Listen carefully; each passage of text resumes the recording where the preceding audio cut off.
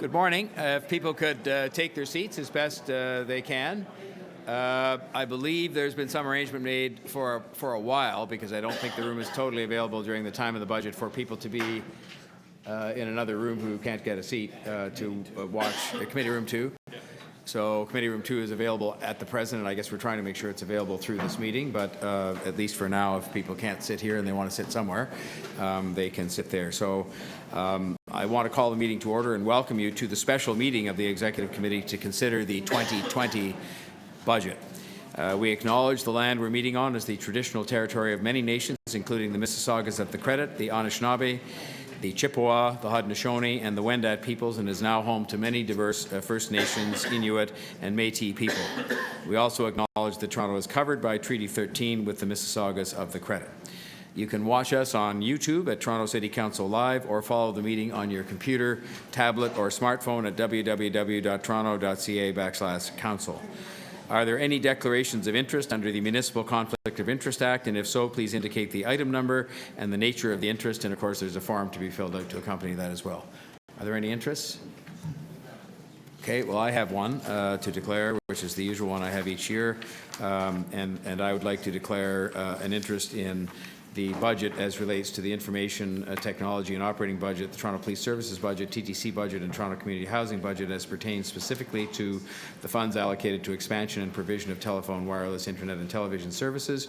And secondly, in the 2020 Strategic Communications budget, the funds allocated for the provision of news summary services provided by Canada Newswire, and this is on account of my continuing involvement with the Rogers family companies, and in turn, in this case, Rogers Communications. So I'll give that form to the clerk, which I've signed. Are there any other declarations of interest? Okay. We have three items to deal with. The first item is item EX 13.1, 2020 property tax rates and related matters. Do members have questions of staff or wish to speak on this item? All right, hearing none, then I would like to ask the Budget Chair if he would move the recommendations of staff on this item, EX 13.1 and 13.1A, property tax capping policies for 2020. So moved. All those in favor? Opposed? Pardon me? Oh, I'm sorry, I didn't see you earlier on. I apologize, Councillor. I have my hand up. No problem at all. So if there are no questions of staff that you have? I have questions of staff. Oh, fine. All right, then. Why don't you proceed to do that? Yes, I want to speak to the issue of assessment and the report. As you know, back in October, I moved a motion at Council that was passed unanimously that asked for staff to meet with the provincial finance officials to discuss the whole issue about the impact on small business of the province using highest and best use assessment on small business properties rather than using actual or current assessment. I wonder how those discussions went with the province.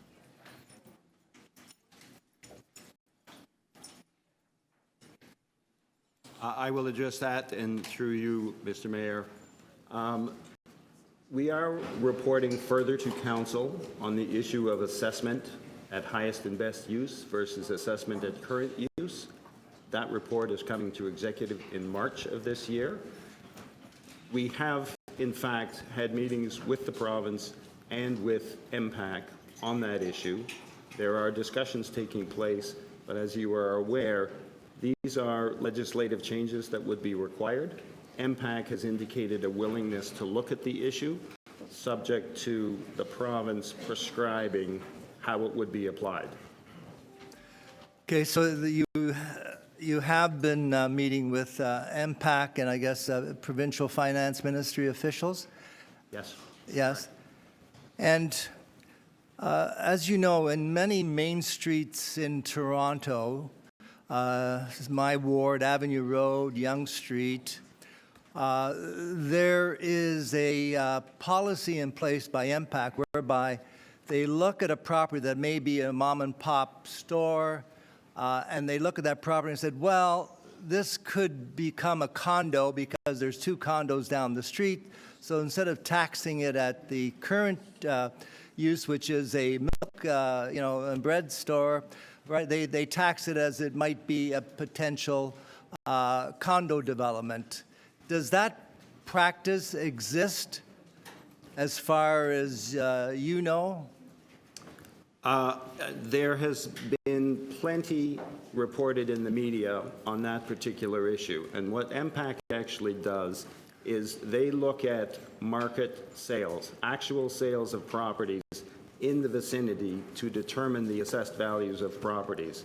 So if there is a smallish property, but it's surrounded by properties that are ready and in prime areas for development, the sale price of that property will reflect its value, not necessarily as the use that it's in, but its value as a development site. So MPAC is bound to assess that property based on the most likely selling price. So they actually are using actual market sales to confirm those values.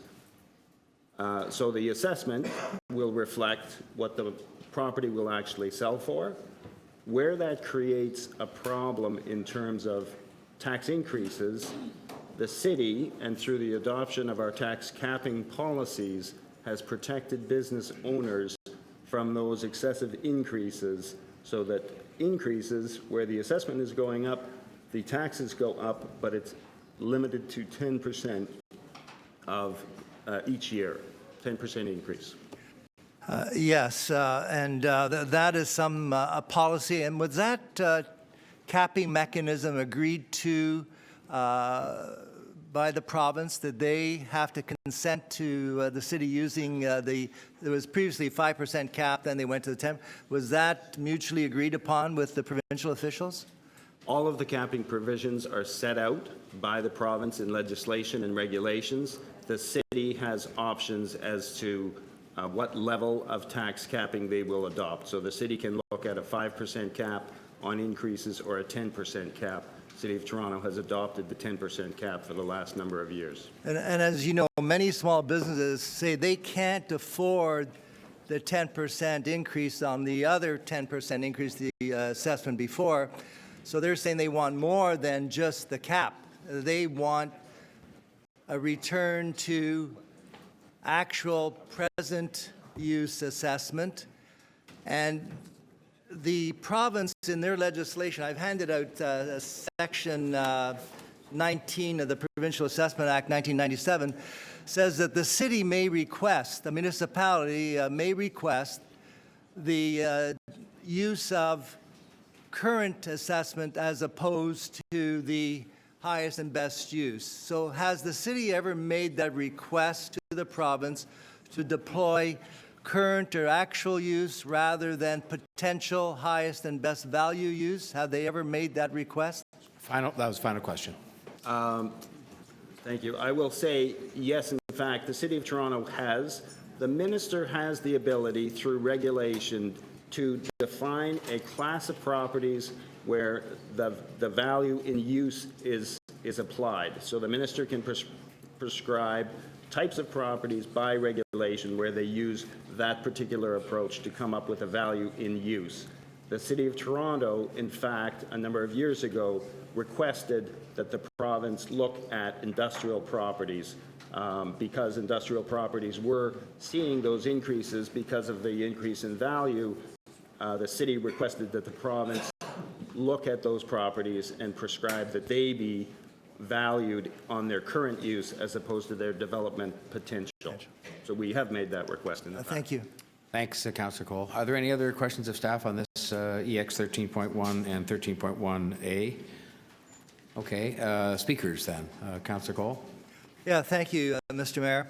And I want to thank staff. I've already had some discussions with them, and this is a part of a longer discussion and debate the council will have. And I know I look forward to the March report where we look at the possibilities we might have available in discussions with the province about bringing in current and actual and present use assessment for small businesses rather than the current situation, don't mean to use that word again, but whereby many properties, small businesses on major streets, not on all the streets in the city, but certainly in certain streets where there's a lot of development activity, what happens is that because of the ongoing development interest, land values skyrocket. So that property, which may be just a small restaurant like the one on Wellington, or I have the sign of the skier on Yonge and Glenview, where a family-owned business, which has been operating for 60 years, is finding that because of property taxes, they're having to go into debt to pay their taxes. I think they're $140,000 a year, on a business. But they look at the building and they say, well, you're on Yonge Street, there's a condo development down the street, there's one coming up the street, so therefore we're going to tax you as if you're a condo. So that's the present situation that exists right now.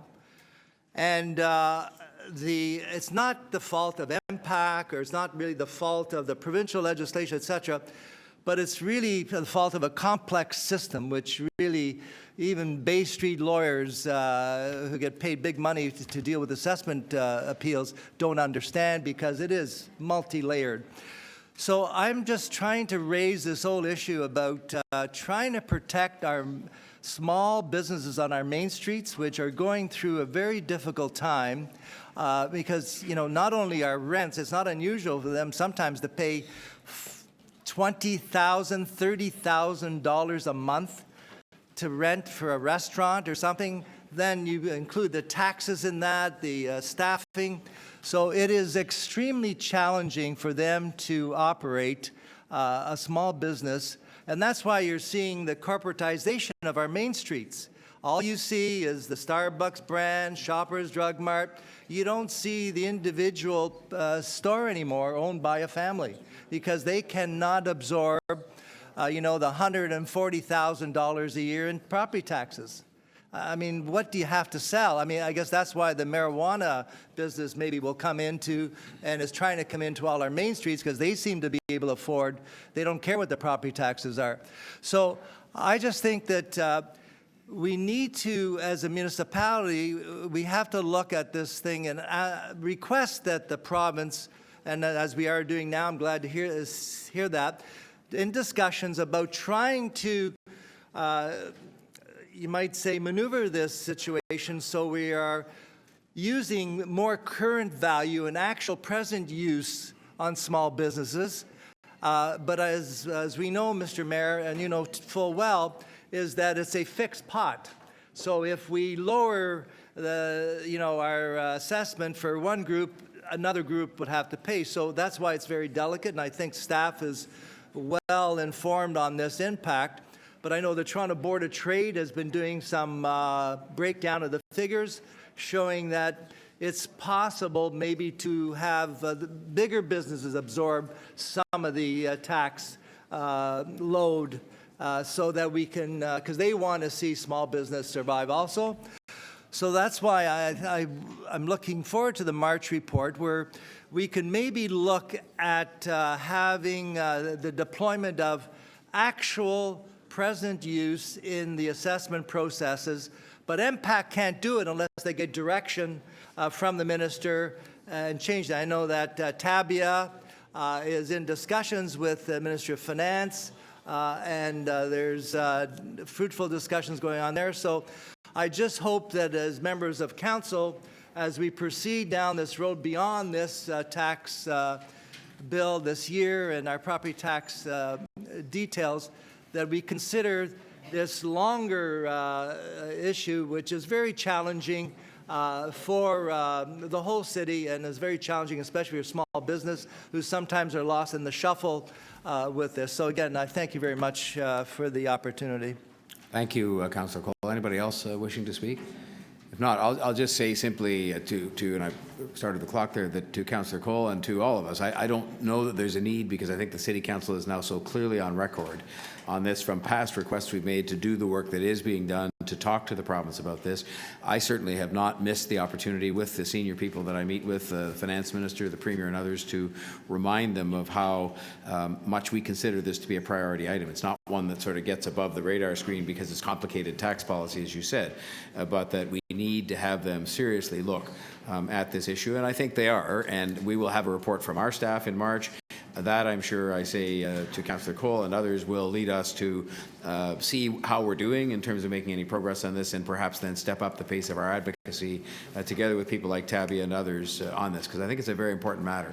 The retailing in particular, all kinds of retail, even the restaurants today, are now sort of finding themselves affected by technology, and that, and I've said this a couple of times recently, that while people may think it's good news and extra business for them to be getting all the orders they get through Foodora and services like that, the fact of the matter is it's not necessarily such good news, because those Foodoras, and I'm not being critical of this, take a piece off the top, first of all. Secondly, the person who's ordering something from Foodora doesn't buy a glass of wine and whatnot. Thirdly, it doesn't keep the servers busy. And so even those businesses are straining, as are the traditional retail, which are finding that it's tough for them because people are buying so many things online. So it leads to exactly what you said, which is the banks, the drugstore companies, the fast food companies are the only ones that can afford to be on these strips. And they're good corporate citizens and they're businesses, but it's just not healthy for entrepreneurs at the end of the day.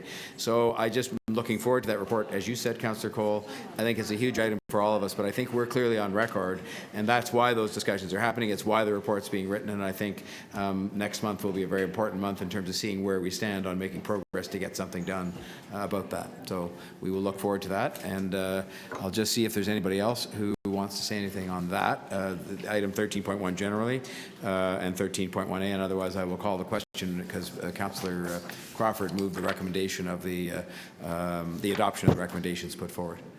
Okay, I'll ask for a recorded vote. We're just going to have a recorded vote if we could. Sorry about that. Just have a recorded vote on 13.1 and 13.1A.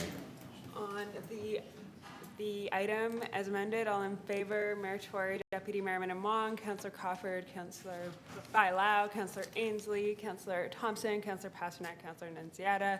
That carries unanimously.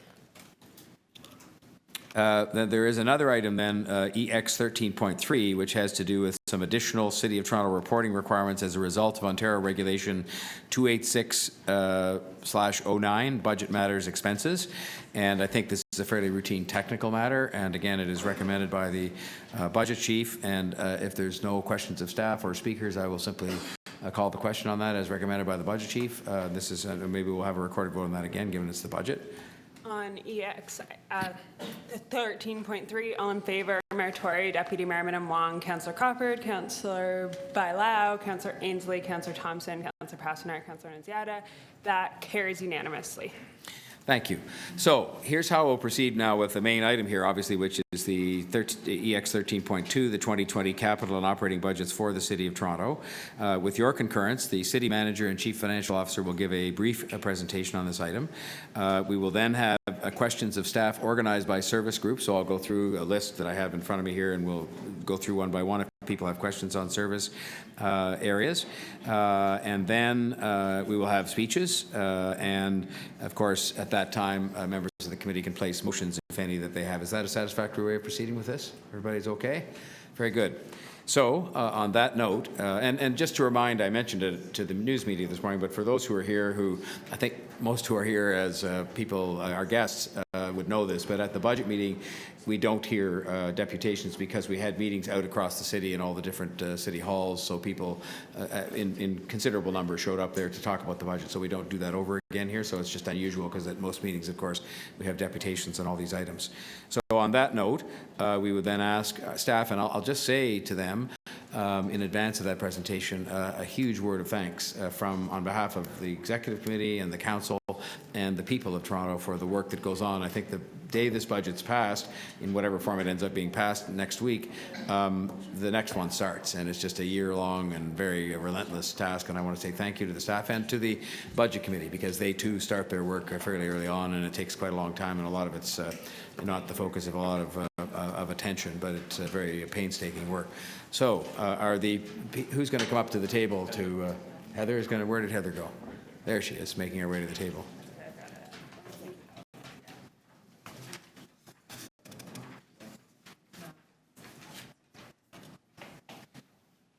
Good morning. Morning. Make sure we're good to go. All right. I'd like to take an opportunity to say thank you on behalf of SLT, the senior leadership team, but we don't say thank you often enough. And to your point, Mr. Mayor, the entire city, its agencies, boards, commissions, et cetera, staff at all levels participate in compiling the budget. And it's just a nice opportunity to say thank you again for all the hard work that's gone into this. What I'm going to do today is actually just take you through an overview of the operating budget as well as the capital budget. So just for a few highlights, in our operating budget, the budget that is being brought forward is balanced. We are preserving existing services, and we are dedicating $76 million to enhanced investments. In addition to that, our capital budget has been recast. We have revisited assumptions that build the capital budget, and we are addressing achievability as well as affordability. We are making significant investments, specifically in transit and housing, and that is primarily attributed to the new city building levy, or the extension and the increase to the city building levy. It does continue with partnerships. I'll speak a little bit about that in a couple minutes, but we are continuing our existing relationships with other levels of government, as well as expecting existing relationships to also continue. That is what is built into this budget, primarily a continued relationship with the federal government on refugees is an element that I want to highlight. Next slide. We've got 5 key principles that guide the development of this year's budget. First of all, we wanted to preserve existing service levels. As the mayor mentioned, this is a multi-month process. And as we're going through the budget process, we want to ensure that the existing service levels experienced by the citizens of Toronto are preserved. In addition to that, the property tax increase was maintained at inflation for the operating side of the budget.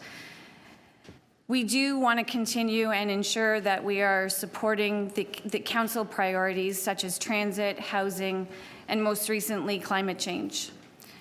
We are modernizing the budget process, so I won't take too much time, but the approach that we've taken to this year's budget, as well as the materials that you're using to assess this year's budget, are different. And in the end, we want to ensure that we're considering how the budget impacts all Torontonians. And so this is an equity-based lens that we've put on this year's budget process. From a budget modernization perspective, behind the scenes is not as important, but the materials that you have that you're using to help inform your decisions are key. You'll notice that this year's budget is based on is informed by actual expenditures. So we've looked at a 5-year trend in our historical spending. So rather than having a budget based on previous budgets, we've actually used our historical spending to inform this year's. As I just mentioned, our capital budget has been recast. We have a 10-year plan that now addresses achievability and affordability. In addition to that, the materials that you're using are different.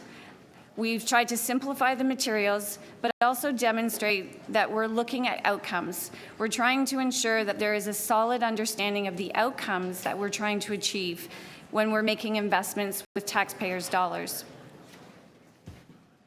So from an operating perspective, as I mentioned, the recommended budget is balanced. We've preserved existing services, and we've made $76 million in new and enhanced investments. We will continue with government partnerships. Specifically in this area, $77 million is expected from the federal government to continue to support our refugee file. We have kept residential tax at inflation for purposes of city operations. We have focused on the reserves and ensuring that we've got healthy reserves. And in addition to that, we are focused on minimizing any exposure from unpredictable revenue streams. At a glance, our budget is $13.53 billion. In December, we approved the rate side of the budget, which is $1.9 billion. So today's focus is the $11.59 billion for the operating support, the operating budget on the tax side. What's very important to understand about a municipal's budget is that we are legislatively required to balance our budget. That is different than other levels of government. So our budget is a cash budget. That means that the amount of revenue that we generate must match the amount of money that we are committing to invest and spend. So when we look at where does our money come from, 38%, just over 38%, which is $4.4 billion, comes from our property tax. This is a reliable, predictable form of income. We have federal and provincial revenues, and this represents cost sharing of programs as well as co-investment partnerships. That represents just over 21% of our overall budget. The TTC fare box is 11% of our budget. I'd like to highlight the reserves because I just mentioned that we are focused on maintaining healthy reserves. We do draw from reserves, and those reserves that we're primarily drawing from are reserves that we put in money on a regular basis, and we have periodic withdrawals, such as the employee liability reserve, our insurance reserve, our fleet reserve. So there's many reserves that we have intentional withdrawals from. We have tried to maintain that the withdrawals from reserves are for one-time expenditures. I'd like to focus on the right-hand side of the slide. Where is our money being invested? So on the cost-shared social programs, as I mentioned, we've got partnerships with other levels of government. We spend 28.3% of our overall budget on cost-shared programs. We collect $2.5 billion, and we spend $3.3 billion. So the difference between that amount is the amount that the city is contributing to these social programs. We spend $2.1 billion, which is just over 18% of our overall budget, supporting the TTC. Our emergency services take up $2 billion of our overall budget. The goal for what, as I mentioned earlier, is that we're making sure that we are making investments in key areas to keep the city moving, to look at housing and transit, which are priorities of the city on an ongoing basis.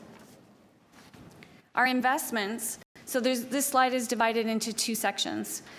The staff recommended budget that went through to Budget Committee had proposed $67 million in new investments. Budget Committee added $9 million in additional new investments. So this budget reflects $76 million in new investments this year. In the climate change realm, we have investments in the tree canopy and in tree planting. In transit, we have increased services. Over 100,000 new service hours will be added to this year's. The focus is increasing service reliability and increasing the service spectrum.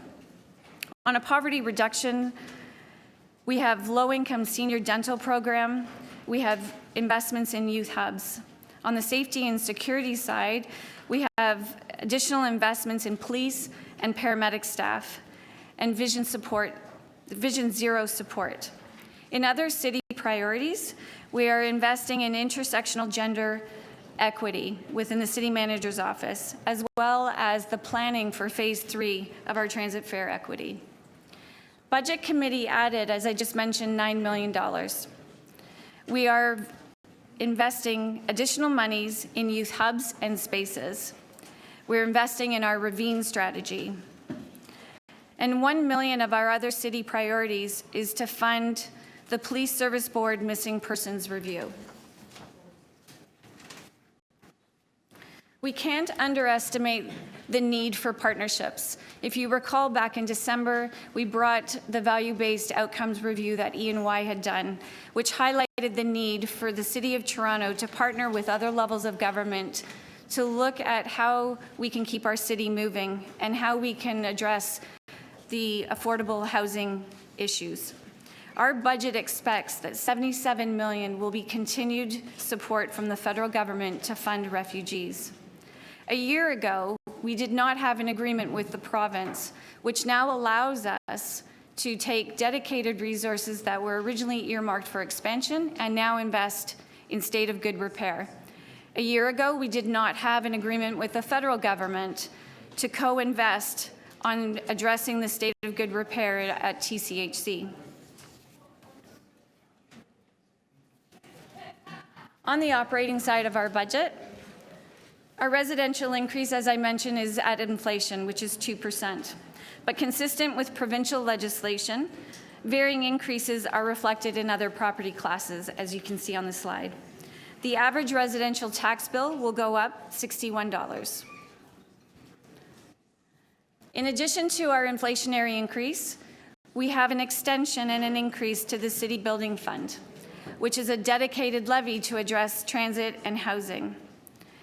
This additional levy will allow us to raise $6.6 billion to dedicate towards transit and housing in our 10-year capital plan. This levy will increase the average tax bill by $45. An average tax bill is $3,141, which is an increase of $106 based on the inflationary increase and the City Building Fund increase. Highlighted here in yellow are the elements that demonstrate that 2/3 or 73% of your tax bill in actual fact keeps our city safe, it keeps our city moving, and invests in our key city infrastructure. I want to shift now to our capital budget. So we had 4 principles that were guiding principles in developing this year's capital budget. As I mentioned, we've recast the capital plan. The purpose of doing this is if you look at our historical spends, we've only ever spent 60 to 65% of the capital budget. We knew that we had to address this and look at the assumptions that were baked into that capital plan. We now can say that the capital plan reflects a set of assumptions that are not only achievable, but are affordable. It also incorporates industry best practices such as stage gating. We are also now compliant with our 15% debt service level in each of the 10 years of our 10-year plan. The capital plan addresses recent council commitments, as well as reflects other government partnerships, essential partnerships to address city and regional issues. We will be developing a detailed capital asset plan.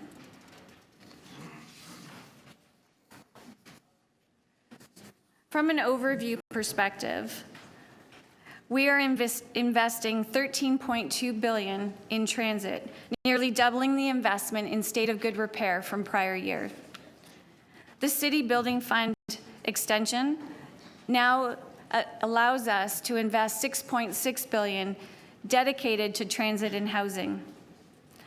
This plan reflects a partnership with the federal government to address TCHC's state of good repair demands. The federal government is investing $1.3 billion, which is not reflected in our capital budget, but it reflects the $1.6 billion that the city has added as a co-investment. As I mentioned, we have recast the capital plan. It does reflect the start of us introducing stage gating practices, as well as policies that will allow us to spend capital dollars. And the spending of the capital dollars the policies that we're introducing will allow us to accelerate programs from year to year in the event that we have the ability to deliver a project in a more expeditious way. We're complying with our 15% debt service ratio in each year of the plan. In our 10-year capital plan, as I mentioned, again, we must have a balanced plan. So not only do we know where our money is being invested, but we also know where our money is coming from. So if you look on the left-hand side of the slide, 26% of our capital plan is now being driven by our dedicated city building fund. We will raise debt over the next 10 years, and that will represent 22% of our overall capital plan. We do contribute to our capital from our operating, and that is what's called capital from current. These capital from current assumptions have been also adjusted and now meet our achievable targets over the next 10 years. We do draw from reserves, but these are specific reserves that we have intention on contributing to, as well as withdrawing for the purposes of funding our capital plan. In addition to that, let's focus on the right-hand side. In transit, as I mentioned, we've got $13.2 billion that are earmarked for transit. Of that, $12 million is the state of good repair. The state of good repair, $12 million, is almost double what was in the capital plan in prior years. In housing, there is a white box and a yellow box. So the yellow box is what we actually are planning on spending on housing. The white box represents amounts that we are contributing to housing that we might not actually have a cash outlay. So that is where we are either using financial tools and giving exemptions on certain revenue tools such as DCs, or it's utilizing our own land and investing. We're investing 18% in transportation, so this is our roads. And in the environment, we are investing $2.9 billion. Those are just some highlights from the 10-year capital plan. This diagram of the capital plan, if you had thought about prior years capital plan showed lots of spending in the first part of the plan, very little in the out years of the plan because of achievability and affordability. By recasting the plan, we've addressed both. We expect now that based on the assumptions that are built into the capital plan, we will increase the achievability in each of our years. You will see that the city building levy now allows us to spend throughout the capital plan. Because we are using a stage gate approach, we will be able to actually better inform our estimates as we have better information, not only on how much projects are going to cost, but when projects are going to occur. So to summarize, this year's budget, we've preserved services, we've kept our operating budget at inflation, and we've made new investments. On the capital side, we've addressed the assumptions that now will result in increased achievability, as well as we have an affordable capital plan. And from a partnerships perspective, we can't emphasize enough how important it is that we have other levels of government that are co-investing and committing and investing in the city as well as in the region. Thank you. Thank you very much, Heather. We're going to move to questions generally, so we won't have specific questions on the presentation, but I'm sure you'll be called upon over the course of the question period to answer questions as well as other officials. With that presentation in hand, we can do as you wish. I mean, if you'd like to have a general question period, but I'm afraid what will happen is we'll start covering all the items as we go down, and it'd be better to just order in an orderly way, or as orderly a way as possible, to go through the service areas and do it that way. And if some of those are directed to the Chief Financial Officer, then so be it. Is that okay with everybody? All right. So I realize that sometimes you won't know exactly which program falls in which area, but we will start then with the Community and Social Services group cluster, and that would lead us first to Children's Services.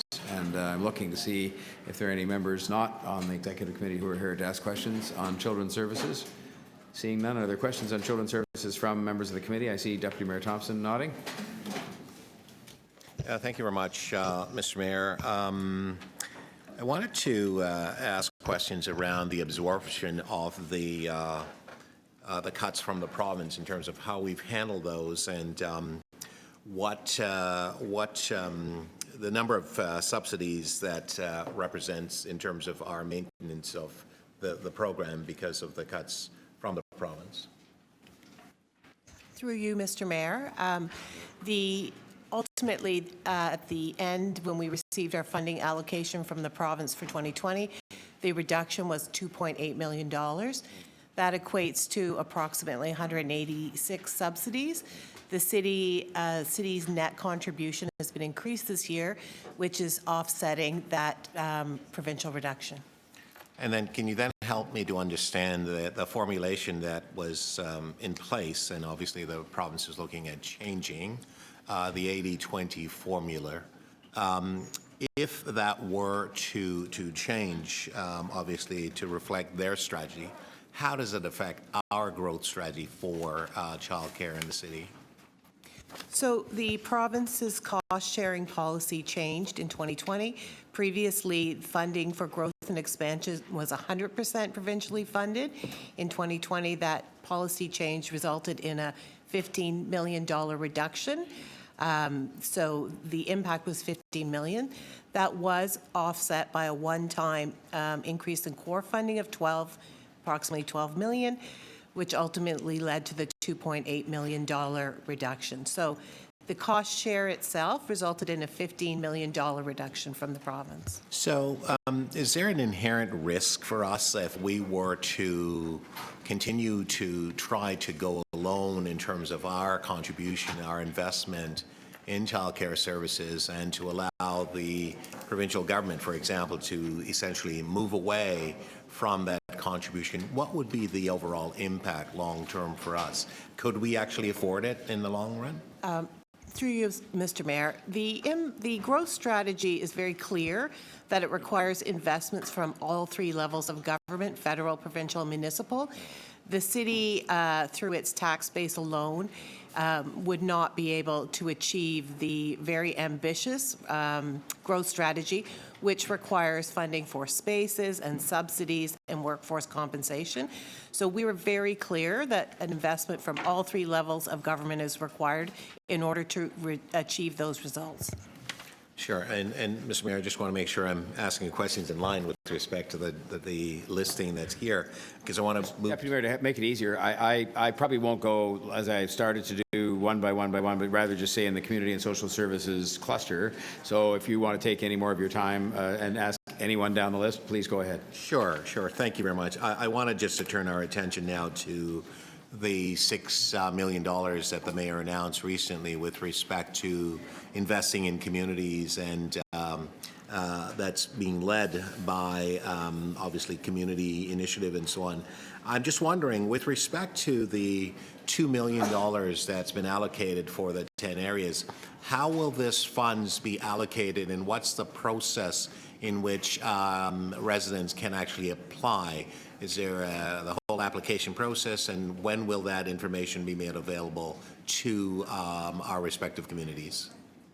To the mayor, this process is being developed, modeled after a similar process we used in Falstaff with for that community. So staff will be developing the criteria, and that criteria will be shared with councillors as well as with community within 6 weeks. Community agencies, residents, and young people will have the opportunity to apply and to be supported through that process. And then with respect to the number of youth hubs that are in this particular budget, can you give us an understanding as to what that number is?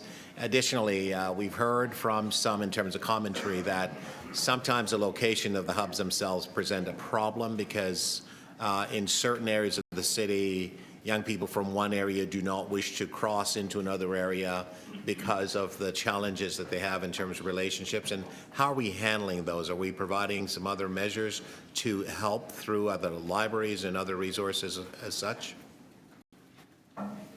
Are you interested in both the Yes.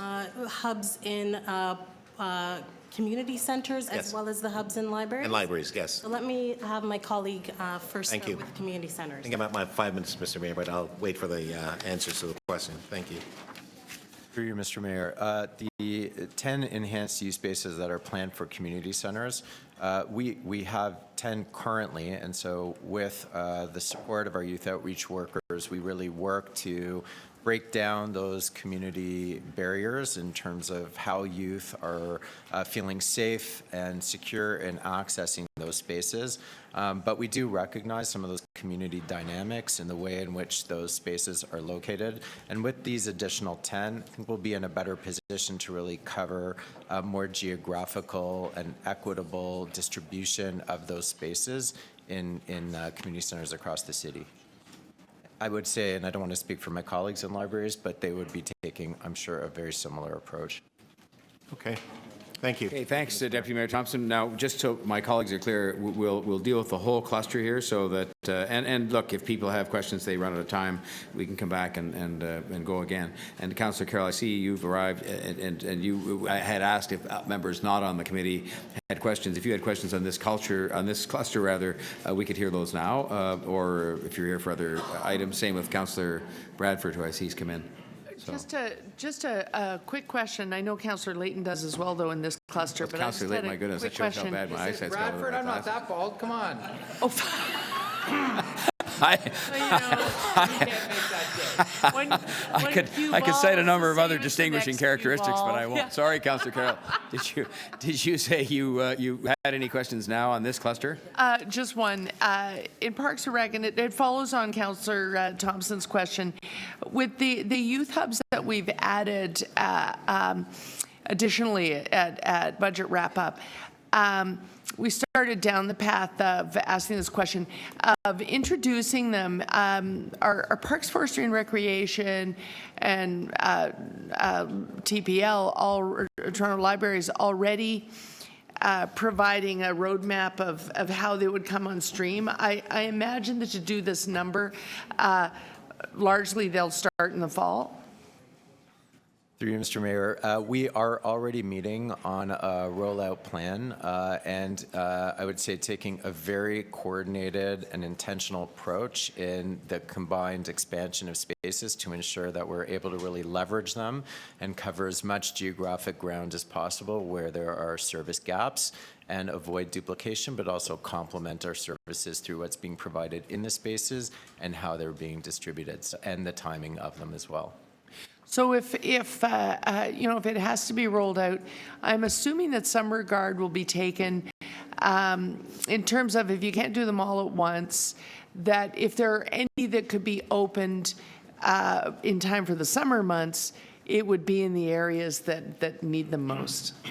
We'll certainly take that absolutely under advisement, and that is a priority for us in terms of as expediently as possible, getting as many of them opened as we can. And certainly we'll want to be looking at those areas of the city that typically face challenge, particularly in the summer months. So should I assume this is a lot, plus we have the youth services review coming later in the year, but we are adding a lot at the same time. Should I assume that for next year, basically for next year in terms of investment in youth in this particular way, we're probably looking at next year's budget will really be a matter of annualizing the cost of adding all of the centers this year up front, because we're going ahead, but we need to go ahead. So annualization will be the biggest funding assignment in your budget next year? Through you, Mr. Mayor, yes, it would. I mean, we are looking at these as ongoing services. Once we start them, it would be, our interest in continuing them and incorporating findings from the Youth Services Review and perhaps how we evolve the programs to, respond to any recommendations coming forward. Perfect. Okay, thank you. Thanks, Councillor Carroll. Councillor Layton, did you have questions on this cluster? Yes, please. There's only a couple of questions. Yeah, please go ahead. The chief has left very little for me to pick on. Could you repeat that? Thank you. I plan on saying that in my remarks later today. I've asked these questions several times, so many of you may have heard the answers, but as we're at a different forum. The first questions are about childcare. The changes to the provincial system, how how big a hole does that leave in our budget if the temporary financing isn't renewed next year? Through you, Mr. Mayor, the impact is $15 million.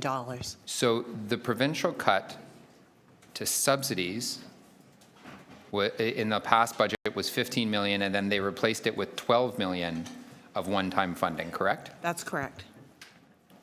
Now, if they didn't cut that money to the budget, was our plan to continue to expand the subsidy program to be 40% to represent 40% of the spots in the system?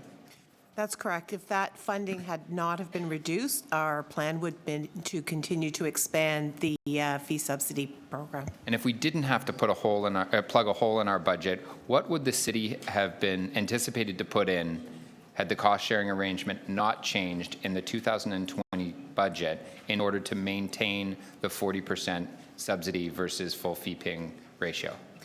If there had not been a change, the city had made a commitment to 20% funding for growth and expansion. The projected investment would have been $3.74 million of city funding this year. 3.74 this year. This is to provide subsidies for new centers, correct? That's correct. How important is it that these new centers have subsidies for their overall viability? Through you, Mr. Mayor, as the programs open over the course of the year, there is a reliance on availability of fee subsidies in order for those centers to fill up and not have vacant spaces. And if they have vacant spaces, what happens to full fee-paying parents at those centers? Ultimately, the fees charged to full fee parents will be higher to compensate for the loss of revenue from subsidized families. Could you, generally speaking, where are the new centers opening? The new centers are opening across the City of Toronto. We have a very ambitious capital plan, as well as there's development projects, Section 37, and school board projects. So they are opening across the entire city. Where are they most at risk of not being financially viable unless they get these subsidies? The areas of the city where there's the most risk would be sort of the east and the west, where we have potentially a higher proportion of families who rely on fee subsidy. Okay, thank you very much. This question, I think it's SDFA, but it may be SSHA on eviction prevention. A business case was done in anticipation of this budget on eviction prevention. What did it tell us? For every dollar we spend, how much do we get in return from people not ending up in shelter beds? Through the mayor, we did an evaluation of the program during its first pilot year. That evaluation told us that there was a 3-to-1 return on investment. For every dollar we spend, there's $3 in return because we've kept people out of shelters. That's correct. Is our shelter system strained at current? Our shelter system is at capacity. Okay, thank you very much.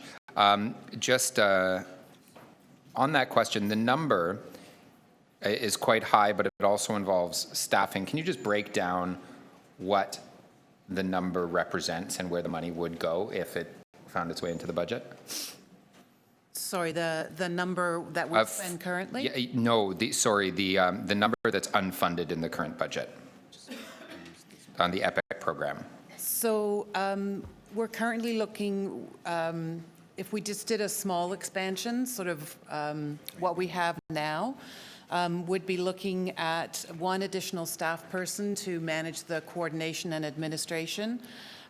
We would like to continue an evaluation of really narrowing down what the return on investment is from a social and financial perspective. And then we would be focusing our investments on partnerships with our community agencies to do the actual outreach. And also one of the really critical pieces that we've found very successful is a prevention fund, which is a fund of money that's available to support tenants that are in arrears, manage those debts in order to secure their ongoing tenancy. Sorry, so in the Appendix 4 of your analyst notes, the expansion of eviction prevention had 5 positions associated with it in the 2020 budget. Yes, so I was just looking at if we were to double what we currently have. In the analyst notes, we projected what a sort of fully scaled EPIC program could look like. It would take us a little while to get there.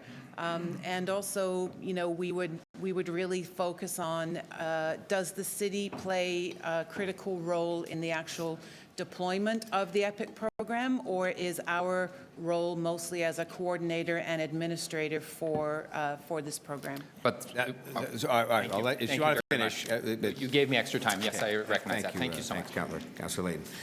Now, just because I know Councillor McKelvey came in, did you have questions on this cluster, Councillor McKelvey? Okay. So then we would revert back. I think there are no other visiting members of council here outside the committee. We would revert back to the list then on which I had for members of the committee. I had Councillor Ainsley next. Thank you. Through you, Mayor Tory, recreation staff, I had questions around the Scarborough Village Recreation Complex at Markham and Kingston Road. I'm trying to get some clarity. It's in the middle of the Scarborough Village strong neighborhood. There was, within the 5-year capital plan, there was a gymnasium that was listed, and I can't find anything anymore for Scarborough Village. So I'm trying to understand what the plans are for that. I'm actually going to ask Anne Marie to come up and respond.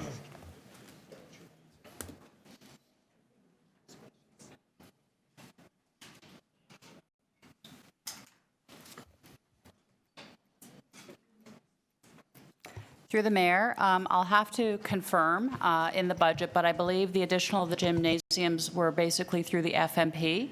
So I just want to make sure that the gymnasium that was identified for the might be in the capital budget through an FMP line item. So I'm going to check with staff and I will get back to you. Okay, you'll get back to my office? Yeah. Okay, all right, thank you. Thank you, Mayor Tory. Thanks, Councillor Ainsley. Councillor Nunziata. Yes, one question for children's services and then recreation. So with the, as far as the growth in new daycare centers, as you know, there's a number of new centers that will be opening in the very near future, being built through Section 37 and development applications. Have you included the new centers in your capital budget, even though the developers are paying for those new centers to be built? Through you, Mr. Mayor, the cost for the capital may be covered by developers, maybe in our capital budget. What we do include is the operating costs associated with those new centers as they open. As they open? In the operating budget, we include that. So it's not part of your capital? The operating costs are not part of the capital budget? No, but the new centers, you don't have any funding. You don't have any funding in your capital for new centers. Oh, we do. We have a 10-year capital plan that will add about 942 spaces in our 10-year capital plan. And that's that's being built by the city or Section 37? Typically, the projects in our capital plan are built in partnership with school boards or Parks, Forestry and Recreation, new community centers. Some of them include development charges. So we don't typically build the centers ourselves. We partner with school board and community partners in order to deliver those spaces. Well, you are building the one in Mount Dennis ourselves. We are building the one in Mount Dennis. That's ours. Yes. We're building. Correct? That's correct. Right. Okay. So recreation. We have a recreation growth plan that has been funded in this year's budget. How many recreation spaces will be added once the budget will be approved? Through the mayor, there are 15,000 additional recreation spaces planned for 2020 if the budget is approved. Okay, and then since the plan began, how many spaces have been created? To date, through the 2 years of funding, we have 27,500 spaces that have been added. Since we Correct, approved over the the first plan. 2 years, that's right. Oh, okay, that's great. Okay, thank you. I did have some questions for Youth Hub, but that was already asked by Councillor Thompson. Okay. So we will be getting a list on the Youth Hub's locations and the agencies that would be funded through the additional funding, correct? Correct, and we'll work with the local ward councillors where those Yeah. spaces are being added. That's right. Okay, thank you. Thanks, Councillor Estiata. Other questions? Councillor Pasternak. Thank you. Thank you, Mr. Mayor. On the recreation side, the Downsview Community Center was approved in principle under the Downsview Secondary Plan 10 years ago, and we haven't broken ground yet. And I'm just wondering where it sits in the capital plan now. And I'll ask my second question as well. That was part of our submission under federal, provincial, new round of infrastructure, recreational infrastructure money. Is there any word on when will the federal government and the provincial government be reporting back to municipalities on the funding of recreation centers through that fund? So where does Downsview sit on the city capital plan? And what's the word from the federal and provincial government for recreational assets? Through you, Mr. Mayor, the Downsview Community Recreation Center extends beyond the 10-year capital plan. However, we did include it as one of the 90 applications that PFNR submitted through the federal provincial fund as part of the request. In terms of the timing for the announcement, it's still a bit up in the air, but there was a sense that it would either be spring or early summer. Okay.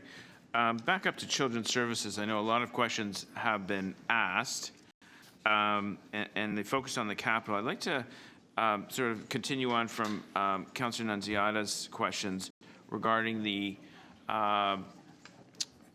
many councillors are negotiating with planning for the building of licensable daycare centers. So under these Section 37 agreements, these builders are to construct and make licensable these facilities. Now, I can only assume Children's Services is watching these agreements closely, and when they come on stream, are we going to find that the subsidies, that the cupboard is bare, that there's not enough money to subsidize the spaces in those daycare centers, or there's not enough operating? Are we aligning up the deals we're signing at the local level with what's going on in Children's Services? Through you, Mr. Mayor, we know the projects that are slated to come on year over year, so we do project the operating impact and include that in our operating budget. Capital projects are slow to deliver, often 3-4 years out. So each year we do an assessment of the programs coming on, and if there's any unfunded operating, we would include that in our operating budget to ensure that we had enough subsidies for those new programs. So, I mean, I'm looking at my ward where we recently executed three deals for daycares in the Fisherville area, the Wilson Heights area, and Tippett, and they'll be coming on stream, I guess, in the next 7 or 8 years. This plan in front of us aligns with those coming on stream. That's correct. We know that many of those projects are a number of years out, as is yours.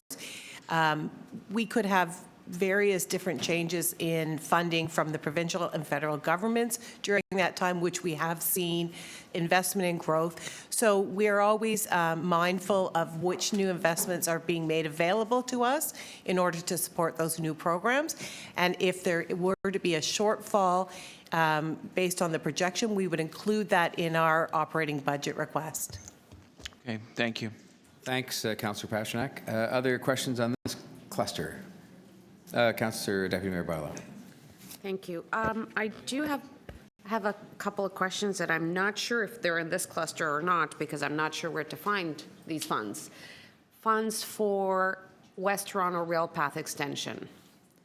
Is it going to be parks? Is it going to be transportation? Is it going to be ravines? Is it going to be, which one is it going to be? Where am I going to start looking for this money? Where am I going to find the money? Good question, isn't it? Yeah, thought so. Okay, I can get that answer at council.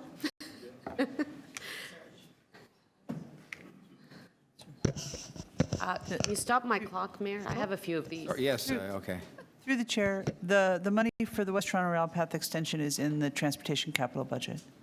It is there? Well, it's above and Can I- below the line. I'm going to get it to Below, you with it's that. it's That's below the it's below the line right now. It's future years.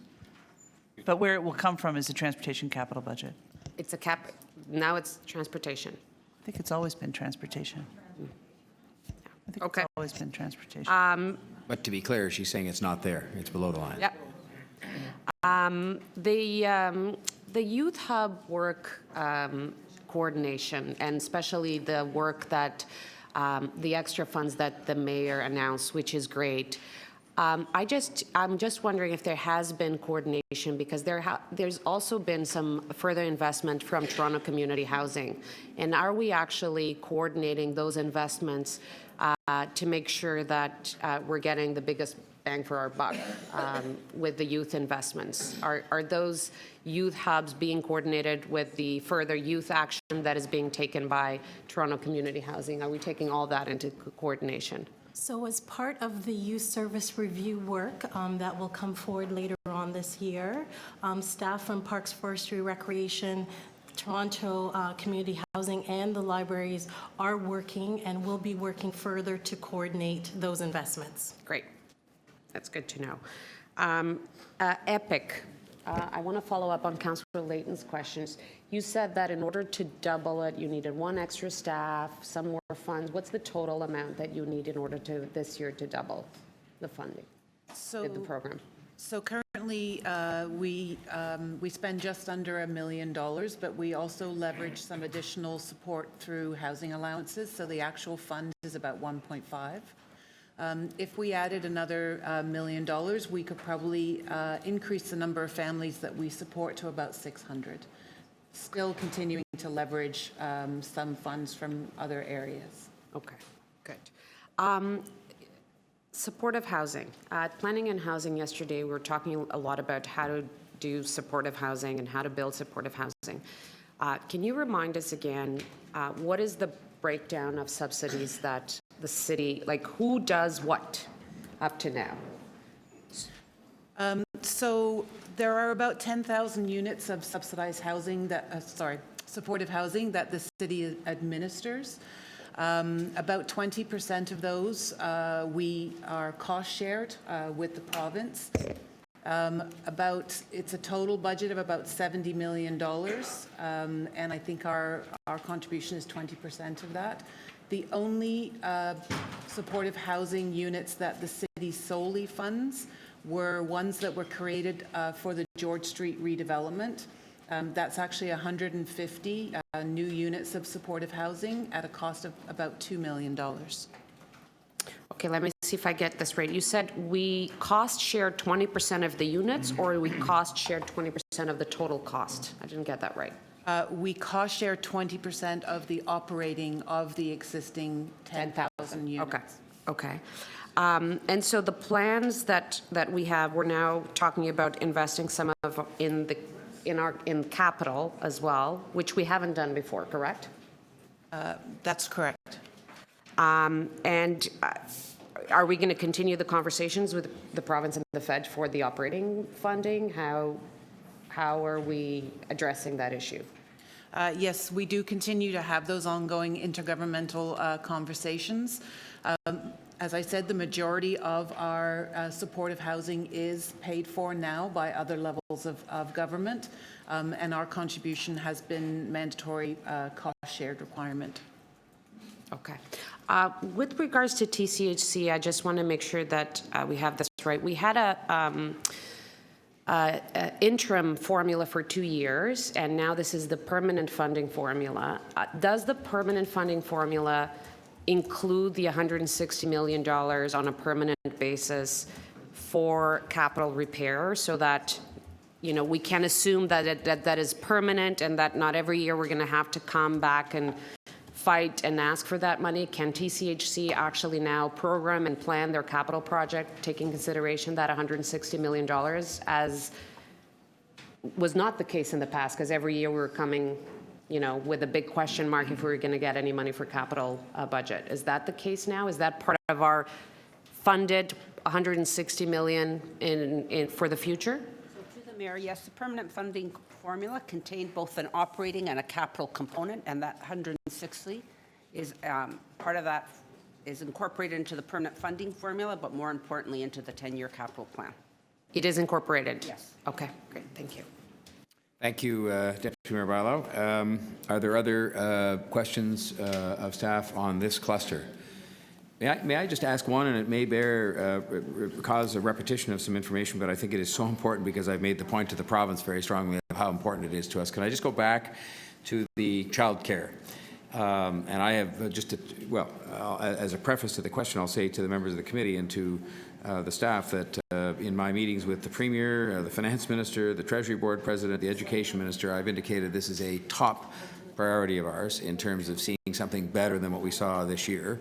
In other words, no cuts and in fact a restoration of some of the funding, and that they can count on quite an enthusiastic dialogue, shall we say, from the City of Toronto if that issue isn't addressed, given its importance economically, socially, and just from the standpoint of equity.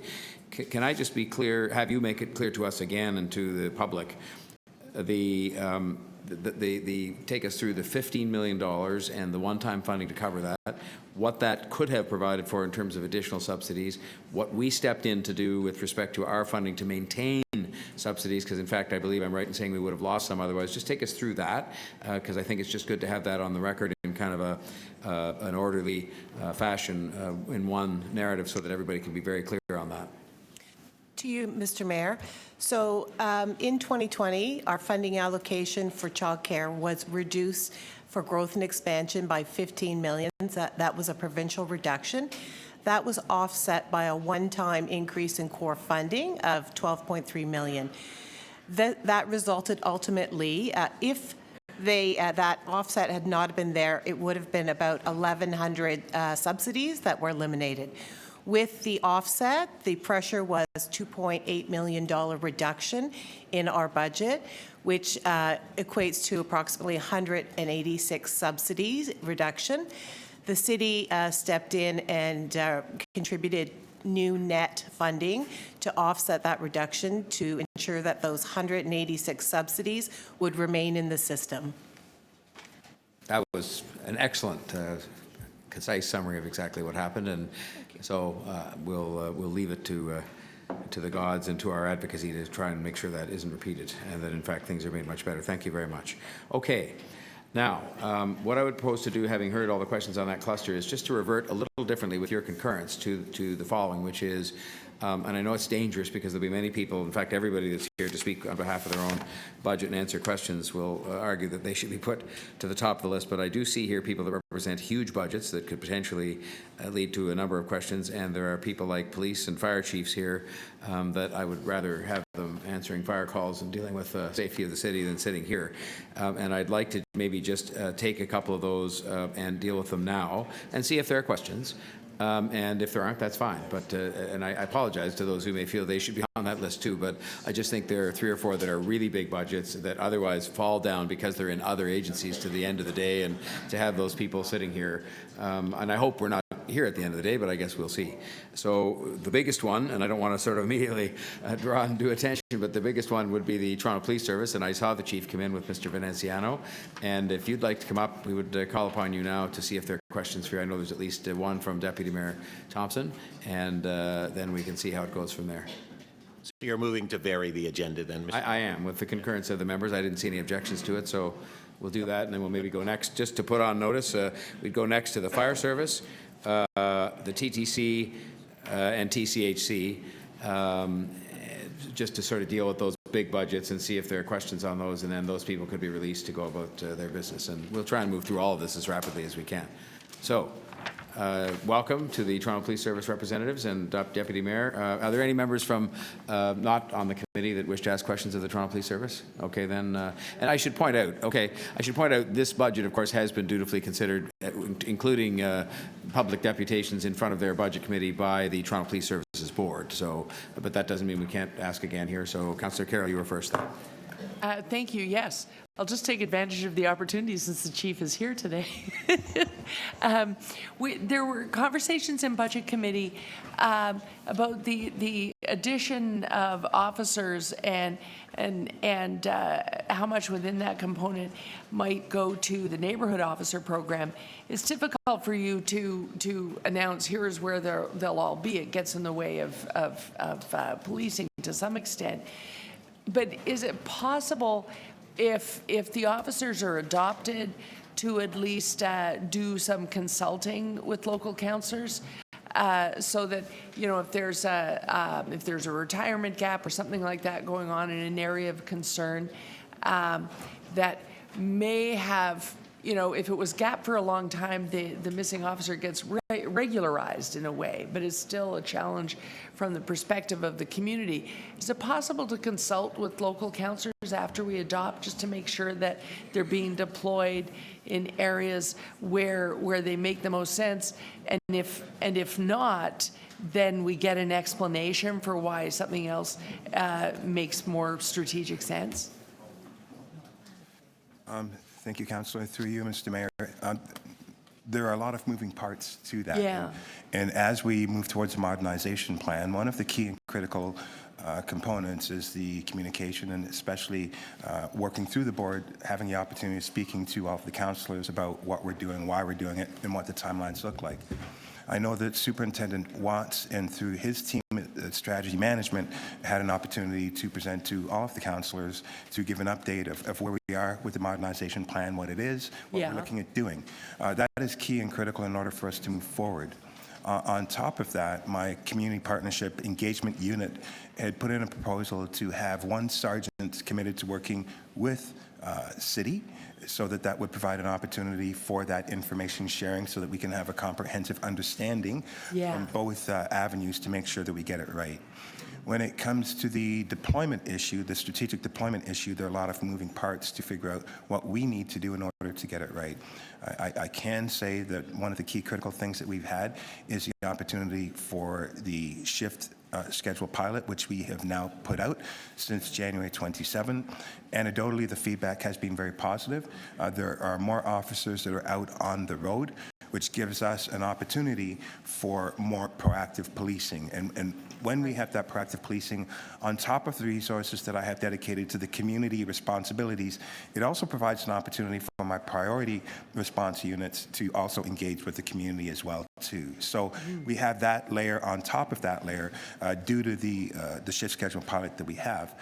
And I think that as we go along and as we measure, we have an opportunity to inform the board as well as City Council as to if there are any gaps identified and what we can do collectively to move things forward. Okay, thank you. And the reason I asked, I'm not going to move a motion about it, but the reason I asked for the consultation, I know that officers get put on the spot sometimes if you're having a community safety meeting, and they just like, why don't you do this? Why don't you do that? And question after question. So I know to move things along, they just say over and over again, it's a resource issue. It's a lack of resources, it's a lack of resources, We're making a big investment, both in your budget and then in our own youth programming budget, so that we're doing both of the things that you've talked about so often. If there is some information sharing with residents, we can flesh out that response. Wouldn't you think if we're given key messaging on how the analysis is done, if just saying it's a resource issue, which is what the officer has to say to quickly move on to the next question, we can flesh that out if you give us the tools. Is that an unreasonable request, or you think you could give us some deeper messaging so that the resident who wants to understand it more deeply can through city offices or councillor offices? So again, through you, Mr. Mayor, I'm hoping that the standard answer when questions are asked are not, it's a resource issue, and I hope that there's more red meat in the explanations when we do the community town hall types of settings. I know that when I go, I definitely have more fulsome answers. Yeah. We always want to communicate with our neighborhoods. And I think it's critical to have a comprehensive understanding that there is not a one-size-fits-all.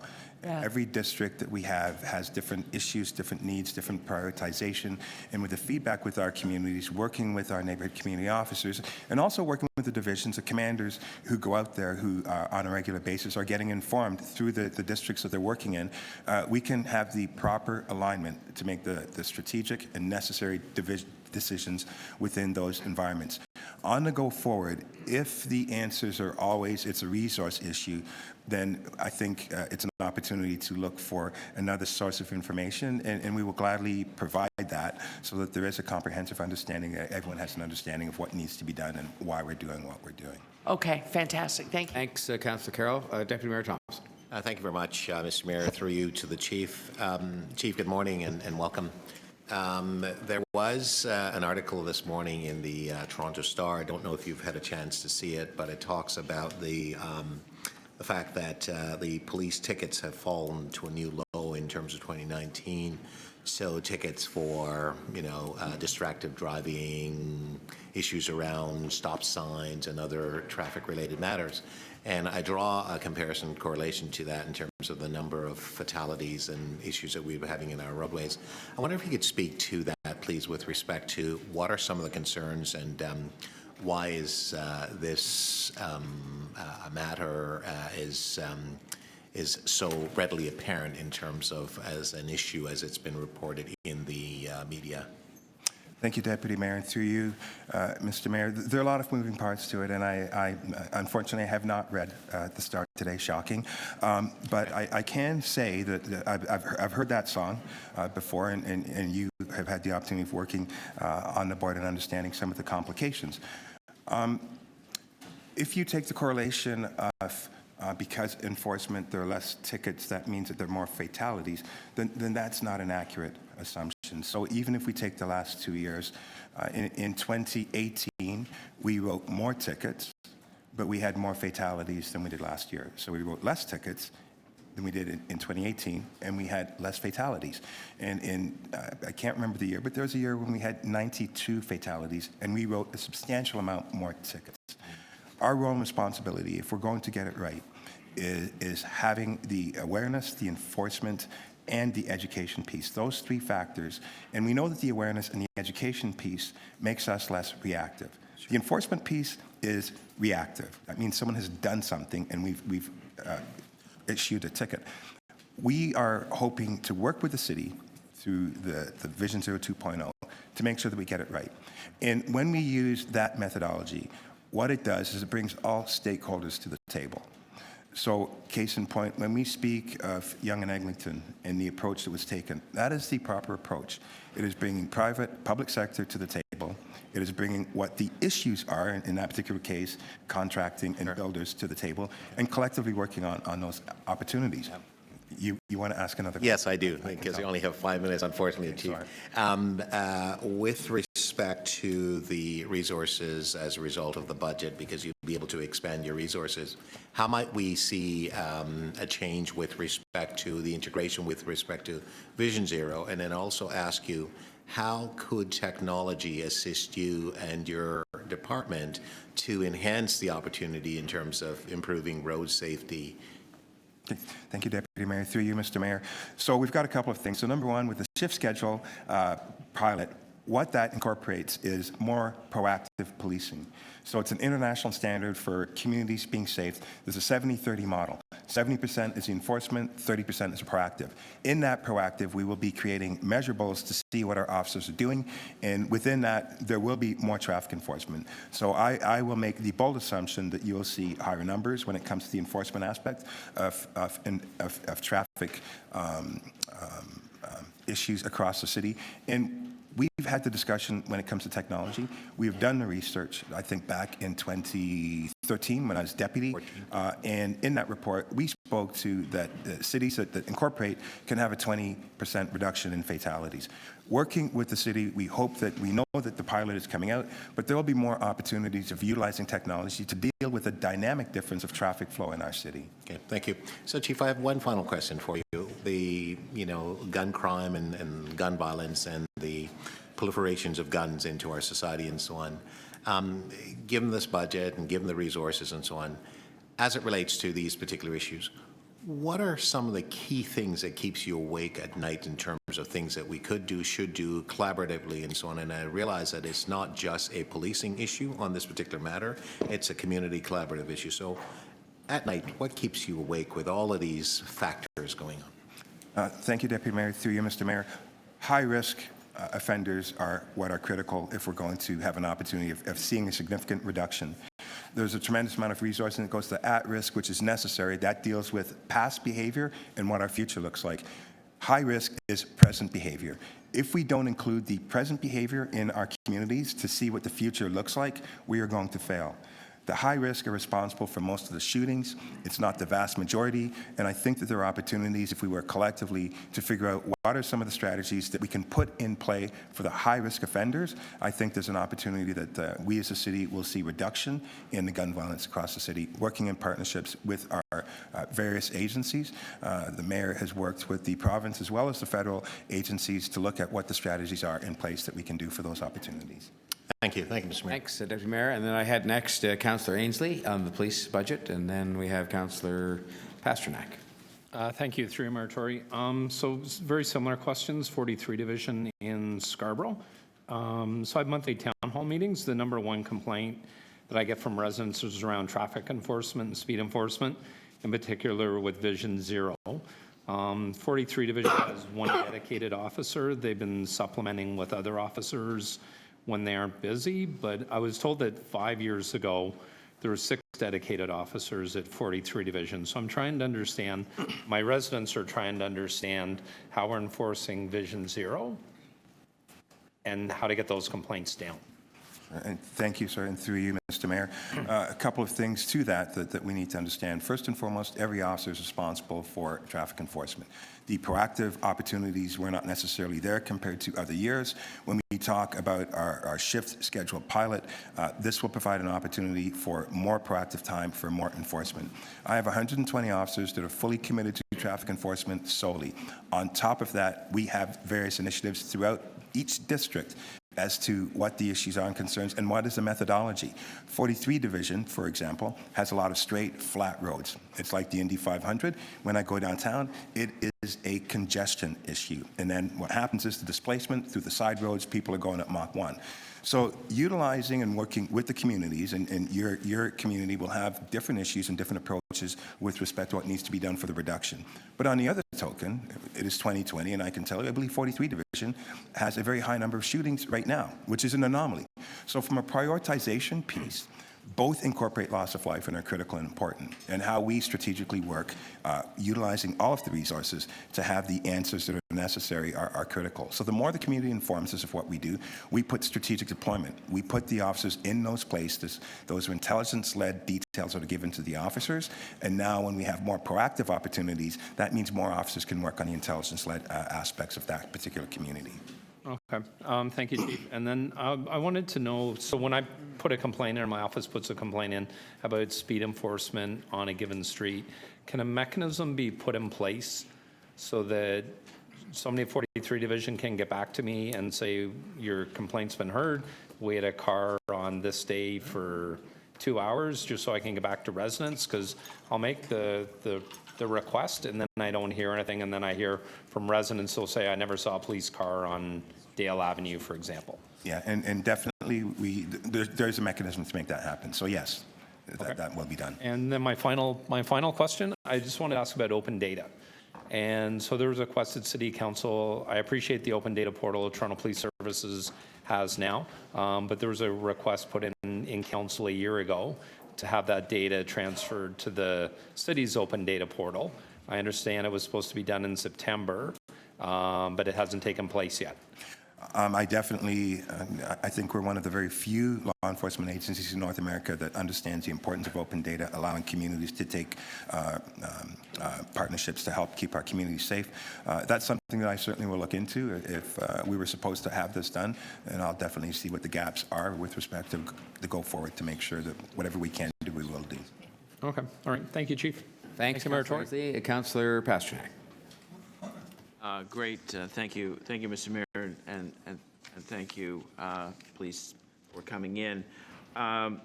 So I guess anecdotally speaking, affordability, community violence, safety, and traffic enforcement are probably the top three issues that come to most councillors' offices. So my notes indicate that in 2013, I guess it was called the Strategic Targeted Enforcement Measures Team, which was Toronto Police Services for Traffic Enforcement, was disbanded. And the reason at the time was you didn't have resources. Now, correct me if I'm wrong, but under this budget, we're graduating 300 new officers, half of which replace, I guess, is due to attrition, retirements, leaving the force. But the other half will be extra officers. How many of those will be assigned to traffic enforcement, what many consider to be one of the top three issues in the city? Thank you. Through you, Mr. Mayor. You can correct me if any of my numbers are wrong. Well, you know, we can use numbers to manipulate success from any aspect, so which I will do as well. So first and foremost, the reason for the ask, working with the board and giving a comprehensive understanding of what the numbers we need. We have moved from an agency where there have been countless consultation on what is the right number for law enforcement. This is the first time in our history where through analytics, through utilizing experts, we have worked with the association, we've worked with the board, and we've worked with the service to figure out right sizing. This methodology, by far, is much more accurate than ever before. This budget speaks to the attrition. We lose approximately 230 people a year. And it speaks to the net new to fulfill the numbers for the shift schedule model. And that shift schedule model cannot be measured until I have those numbers. So that is my priority. However, I believe that we have a number of people we have 8 that are going into the enforcement piece. And their role, their function will strictly be for the enforcement components of road safety. But that is the reason for the number. So that they're not extra, they are necessary in order for us to properly measure and account to the city and account through the board to the city what the right number is for the City of Toronto when it comes to priority response officers only. It's not to the organization as a whole. It only speaks to priority resource officers. All right. So our total investment in Vision Zero is $64.9 million in 2020. Yet only about 1.5% is enforcement. Now, do you think that's a effective proportion?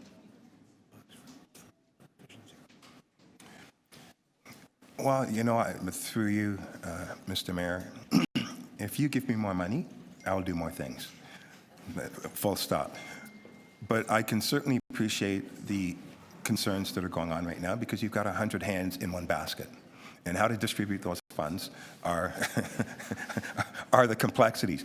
I can tell you through the board, these are conversations that we have. We are as strategic as we possibly can be. We can account for everything that we do to the best of our abilities. And I think one of the key and critical pieces is that communication piece. So any opportunity, if there are issues or gaps that you see, sir, working through the board, we will do whatever we can to rectify, enhance from any aspect when it comes to community safety. Okay. Just want to add. Much. Thank you very much. Councillor Nunziata. Thank you.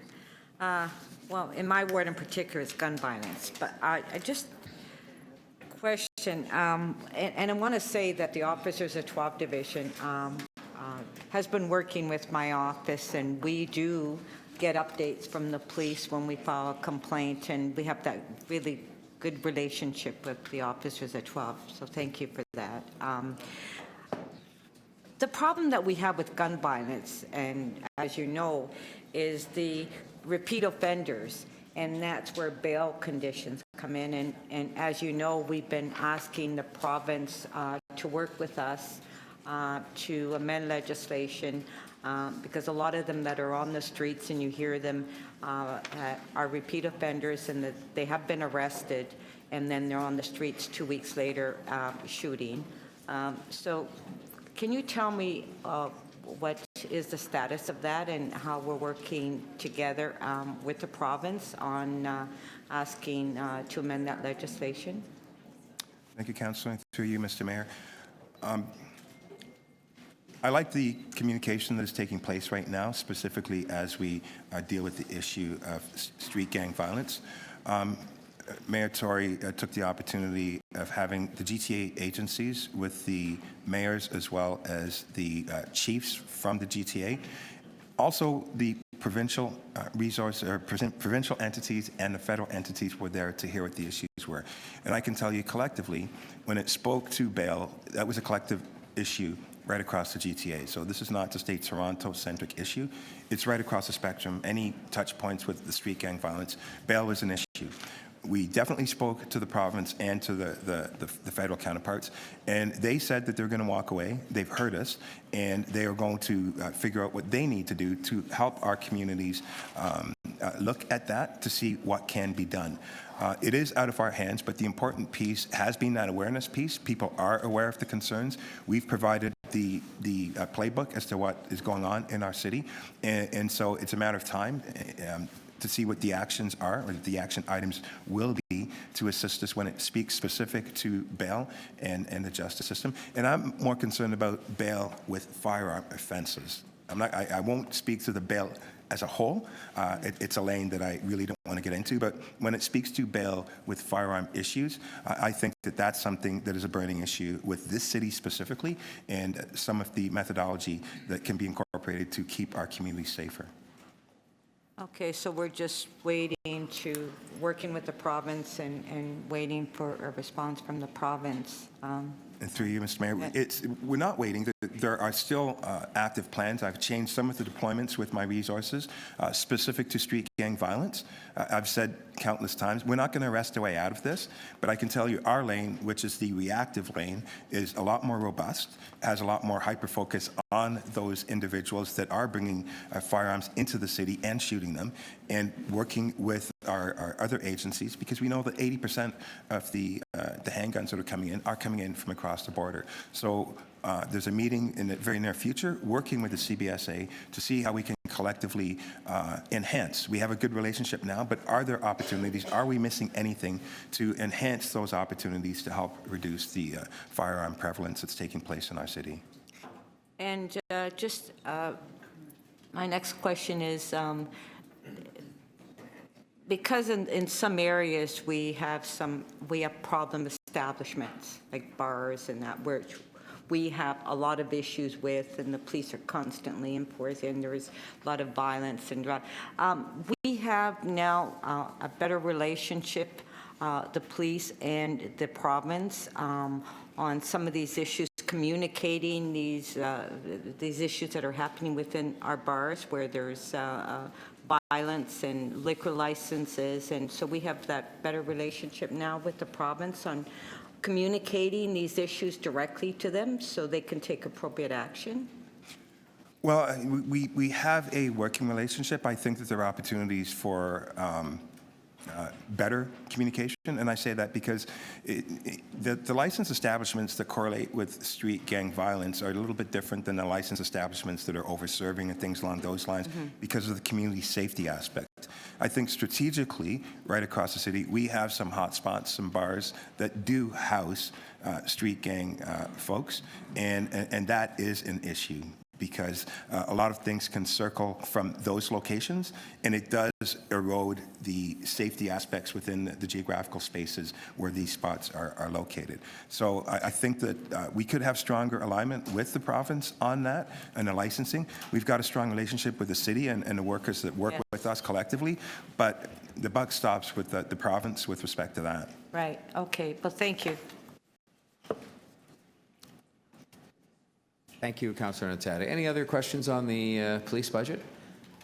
Well, if not, then I will thank you very much for being with us today and for all your hard work every day, and appreciate your being here to answer questions today. Thank you, Mr. Mayor. Next, I'm not sure I've done this exactly by order of the size. I guess if I was doing it by order of the size of budget, though I suspect Mr. Leary is probably not here at the moment because he's out getting a train back on the rails, I think. Am I right about that? Yeah, okay. So next would probably be the Toronto Fire Service and the Office of Emergency Management. Is Chief Pegg here this morning? I didn't see him. Ah, there he is.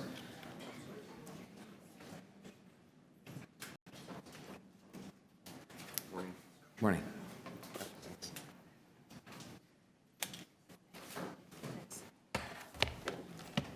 You know what I might do, just again in the interest of efficiency? I did see Chief McKeegan here. There he is back there. Why don't you come up at the same time? Because we'll, with the concurrence of the committee, we can just do those because they do kind of fit together to some extent. Oh no, I saw he was hiding out back there, but I saw him. I was scanning the room to see all the chiefs and whatnot. So we'll just start in then with the members of the committee, members of, not on the committee, but members of council that are here. Did I see Councillor McKelvey's hand up? So please. Thank you, Mr. Mayor. My question is for Chief Pegg.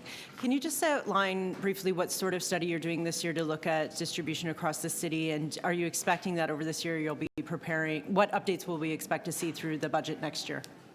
Thank you, Councillor. Mr. Mayor, we have a number of initiatives ongoing, all coming as a result and falling under what we call the TFS Transformation Plan. Most notably, we are now very much in the throes of an operational deployment assessment and review that is looking literally at every service area and every service delivery that happens and is delivered by Toronto Fire Services with an eye to the recommendations that came out of our CFAI international accreditation. We have been directed to report back to Council in advance of the 2021 budget process, which we will do. And that will be a comprehensive report that looks at all of those service areas, very clearly makes you aware of areas where growth is outpacing service that we're going to need to address, and will also identify opportunities for your consideration with respect to potential service level adjustments or the redistribution of resources and reprioritization. So very much ongoing. You will have it. I believe we're actually scheduled for the September Economic and Community Development Committee in advance of the 2021 budget. And through that, right now you have excellent response times across the entire city and you're hitting those standards, but there are two wards that are slightly behind, myself as well as Deputy Mayor Denzelman and Wongs. Will that be addressed through this service route? Will there be recommendations for Ward 16 and Ward 25? Yes, Mr. Mayor, there, as you have accurately noted, Councillor, there are two, Ward 25 and Ward 16 are both causing us some concern in the fact that our performance, our response time performance in those two wards is lagging behind the rest of the city. That we have undertaken the comprehensive analytics already, and that continues to be ongoing. And yes, it will be incorporated into the report that is forthcoming. I should also say that we're also proactively working alongside our colleagues in building and city planning to identify proactively things that will need council to consider, such as the Christie development, the Portlands development, and other major developments that are ongoing. So I will make sure, and we're already committed to make sure that that will be incorporated, and I look forward to that presentation to you in September. Thank you. You're welcome. Thanks, Councillor McKelvey. Other questions of our representatives here? Deputy Mayor Thompson. Thank you very much, Mr. Mayor. Through you to the EMS chief, because I know the fire chief has just answered sort of an overview of questions. So just wondering, can you help us to understand where we are currently with respect to the staffing levels, the challenges that we've had, the growth of the city and the service and the response, and what's the state of EMS at this particular point in time as it relates to the budget and also some of the challenges that you face? How does this budget help you? Through the mayor, thank you for the question. Yes, as you know, we're responding to a growing number of patients each and every year, and the drivers of our business are the aging population and the growth in the city. So we continue to work hard at looking at opportunities to mitigate calls, but also provide those opportunities to help support the community in different ways, so they're not accessing 911 services for our service. But in part of the implementation of the staffing plan, we're moving into 2020, and you'll see a request for additional staff to support that. The outcomes that we've seen to date is our response times have deteriorated because of the growth and the size of the volumes and the healthcare system pressures that we all see through the hospital. So we're trying to deal with those processes. The other impacts it's having, and I really want to emphasize that it is having an impact on our paramedic staff and our communication staff. So you see in our budget notes the impact in terms of the WSIB costs for occupational stress. So that's an important component of why we need additional staff to help support that, because we can't continue on that pace in terms of the workload. All in all, we're working with our partners at the ministry to help support that commitment on growth going forward, which is very important, because we are looking at modernizing the EHS system, which looks at new models of care, which will help paramedics in terms of alternate destinations to transport patients, as well as enhancing some of the scope of paramedic skills to keep people and help them age at home. Can you help me to understand where are we with respect to the challenges that we've been experiencing for some time regarding the offloading and the amount of time that it's taking and so on to be able to obviously have your EMS personnel leave in a hospital, for example, in terms of the amount of time? Have we seen a reduction in that, or still the status quo? What's the challenges? What are the opportunities in terms of dealing? Final question. Through the mayor. Oh, Mr. Mayor, that wasn't. No, I think you didn't reset the time, so Oh, at least I have another that's your minute. story and I you're was sticking to looking. it. I think I did. No, never mind. That's fine. So was it about probably 3 We'll minutes? take I think? another- yeah, We'll a take couple minutes. take you to 7 minutes then. All right. Thank you, Mr. Mayor. All right. Is that, yeah, well, we'll give you one more question because Sure. that answer may take up until then. Thank you. I'm sorry Thank about you. Through the mayor. Offload delay is a healthcare system problem. It's just not an EMS problem. It's a pressure through the hospital on moving people through the system and out to appropriate care in the community, which is a challenge. What we've been able to do in terms of our processes with the partnership with the ministry with offload nurse program, so our paramedics will transfer care over to them in each hospital. So each hospital in the city has that funding to support that transfer of care. We've been able to reduce the really long delays, so more than 3-hour delays. We've been able to drop down the frequency of those delays, but overall time on transfer of care is up. Okay. And that is a significant component that will continue. Fantastic. Now, just with my last 30 seconds, I'll ask the Chief Peg, with respect to the changes in terms of fire prevention and that process, where are we with respect to the number of personnel and how are you making that shift in terms of focusing on fire prevention as opposed to responding to fire calls? Sure. Thank you, Councillor. Mr. Mayor, the fire prevention and code enforcement and fire code inspection are actually one of the legislative, we actually call it the public education and fire prevention are known as the first and second line of defense. So they actually form the foundation and the core of our service delivery model. So we have, since 2014, expanded our inspection capabilities significantly, both with additional resources provided by council, but also through the reprioritization of those resources. A quick example of that, Councillor, is our commitment to proactively inspecting high-rise residential buildings across the city every year. I will tell you that we are struggling to keep up with that commitment, and I'm not surprised by that. In the face of city growth, there's just an increasing demand. But again, this will all, it's being detailed and assessed. It will be part of or form part of the report that Councillor McKelvey questioned about. But I will say that the residents of the City of Toronto should be very comfortable and very proud of the level of proactive inspection and enforcement that happens here. We frankly have the highest, in my experience, we offer the highest level of proactive public education and proactive fire safety and inspection that I know of anywhere in the province and frankly in the country. So that lets me sleep well at night. Thank you very much. Other questions of these representatives here from the emergency services, EMS, fire? Okay, well, thank you all very much. I appreciate your being here. I would say that if I was sort of looking at, again, the size of budget, et cetera, it would be Toronto Community Housing Corporation that would be next. Is Mr. Marshman here? There he is. So we'll just see what questions there are. Come on up.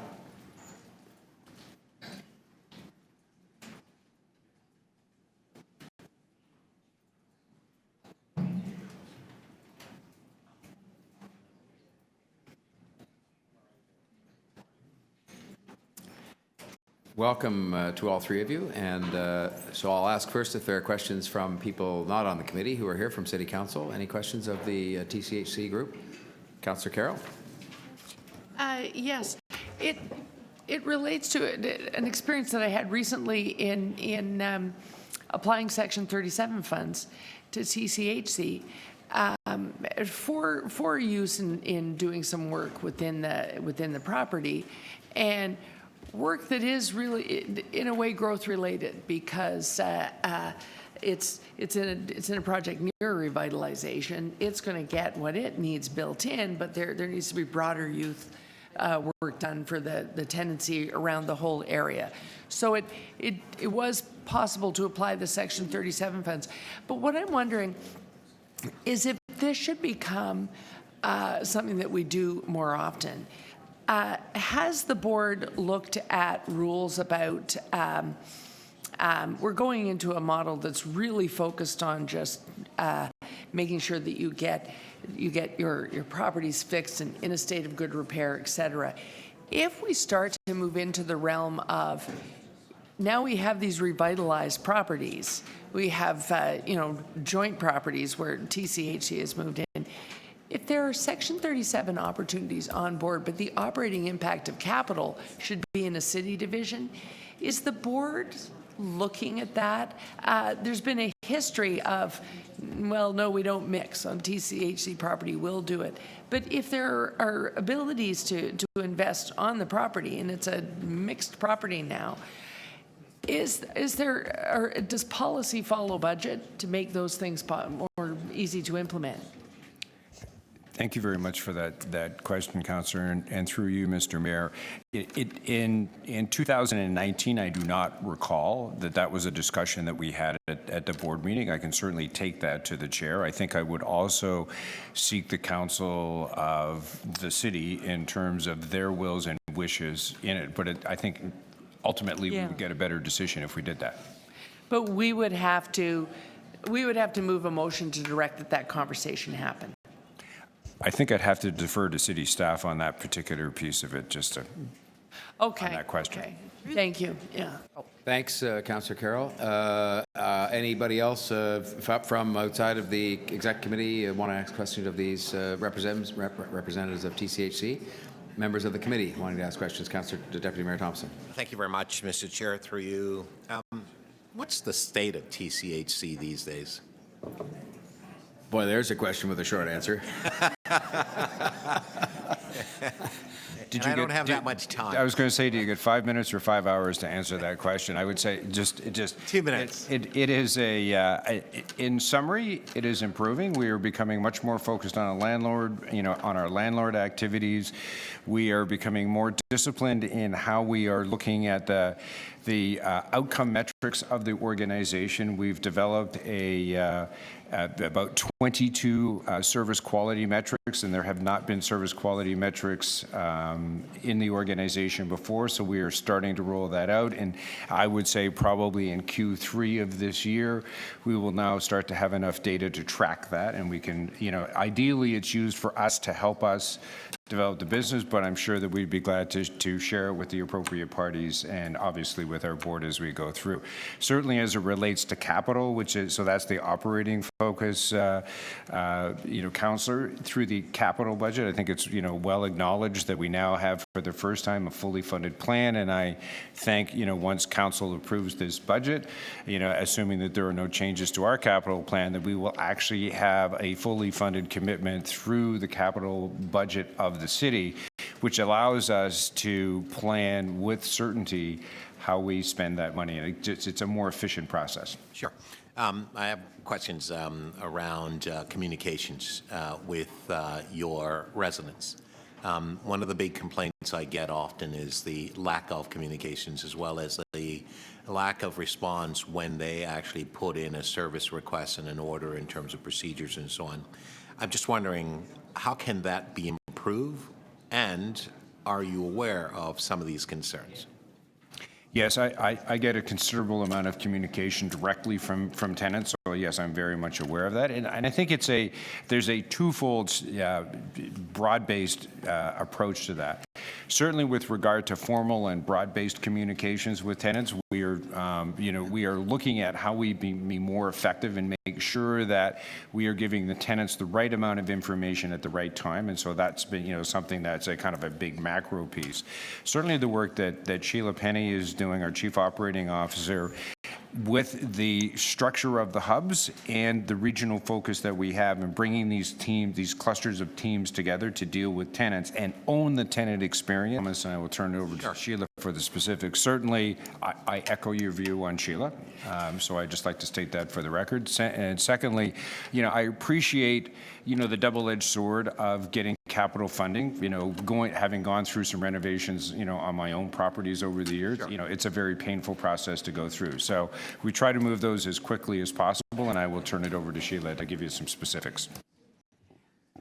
Councillor, you are absolutely correct that the work at 1021 Birchmount is significant, and it will be ongoing through until the end of 2020 to fully wrap up, complete, and clear deficiencies. Great. And then sorry, did you have something else? No. Okay, then my final question. What percentage of TCHC properties is in fact managed by a third party? And how do you monitor them? Yes, and so there's approximately 25% of the portfolio is managed by two individual third-party service managers, being Dell and Greenwood. Right, and then my final question, since I have 30 seconds left, Mr. Mayor. There has been some issues with respect to contractors in terms of suspensions of processes and agreements and delays and so on. The question I have, though, is that according to them, there isn't really a real method in terms of communicating to them efficiently and effectively as to why some of the decisions are being made. And I have some that I'll talk to you offline, but I just wondered, what's the process, what's the procedure in terms of contractor providing services or groups of to TCHC, and all of a sudden, for whatever reason, there's a cessation, if you will, of that process? Okay. Certainly, I would say on a broad basis that contractors ought not to be surprised if there's a cessation, because we meet regularly with our service providers when they are providing the service. So, for example, there are monthly meetings that take place with Dell and Greenwood relative to the service levels and the service that they provide. And I would expect that, I know that the construction team and both facilities management and in the development teams regularly meet with their partners that they're working with. So perhaps maybe the best way to this is deal with some of the specifics that you were healing and just understand if they're broader based. Thank you. Thanks, Deputy Mayor Thompson. Any other members? Because I just have two very short questions, if you would. First of all, one of the hot button issues that sort of is out there and discussed quite properly is vacancies. And I have a chance to see your dashboard pretty regularly, but perhaps you could just tell the members of the committee and the public with the progress that you're making on vacancies. Certainly, year over year, I think the vacancy numbers down by about 20 to 24%. If memory, serves me right, I can certainly get the statistics. But there's been a considerable amount of work that we have done in terms of trying to reduce the vacancies. So we are now down below 2%. It's an historic low for our organization. About 1.8% is our vacancy rate. Thank you. And then the second question was, I just wanted you to repeat those words that you said earlier on, because I think some of those who comment on these things don't necessarily focus on these things, which was the words you spoke about for the first time, that you have the assurance with respect to the capital planning and the repairs in particular. Maybe you could just repeat those words for added emphasis. Certainly. Once this budget as presented passes without amendment relative to TCHC, we actually have a fully funded plan that will bring us to a facilities condition index, which is an industry standard that we seek to attain. The capital planning and the building repair capital in particular, our FCI will plateau this year, and then starting in 2021, you will see a reduction from roughly around 16%, a little over 16%, to the 10% threshold year on year on a fairly straight line. Thank you. Thank you all very much for being here today. Much appreciated. I'm going to include one more before we go back to the cluster that is infrastructure and development services, and that is just because the chief librarian, if she's here, is not allowed to have favorites, but she's got a big budget and she's a favorite. So is Ms. Bowles here, or the representatives of the library? Does anybody have any questions of the library? Because if she's not here, or if she is here, it doesn't matter if there are no questions. Going once, going twice? Okay, well, that's a further commendation of good work being done, with more to come in terms of some of the youth spaces they're going to help us with and so on. Okay, with your concurrence, then we'll go back. May I just put on the record here, just because I have to submit this, there was a project I was unaware of called the Rogers Communication Inc. Uplift Project, which is helping them with 5G, and I guess they're paying for some staff that are working in the city to do 5G, and so I just want to add to my previous declaration of interest that and give that to the clerk. And that's with respect to the budget of the transportation services budget. Okay, thank you. So back to infrastructure and development services. You have the list in front of you, which goes through everything from city planning to MLS and so on. And so I'll take a list of those who have questions on this cluster. Councillor Carroll, do I see your hand up? Please, go ahead. Oh, okay. I got into agency mode. I was waiting for someone to sit there. Just a quick question on municipal licensing and standards, and then transportation. On municipal licensing and standards, during the budget deliberations, we were looking at the number of the staff complement stays exactly the same over last year, and we have now adopted and had a decision on short-term rental, so we know there are those extra resources. And in the interim, we've had this tragic circumstance. So I'm wondering if staff could just repeat, so that executive are on the same page. What we understand now is that correct me if I'm wrong, that you feel like you have enough staff resources to set up a solid short-term rental unit, and they will be in place by the time we get to grad party season and beyond? Thank you for the question, and through the mayor. The short-term rental report that was adopted by council in 2017 included 5 staff positions, which have been added to our budget, 3 bylaw officers, a compliance position, and a support position.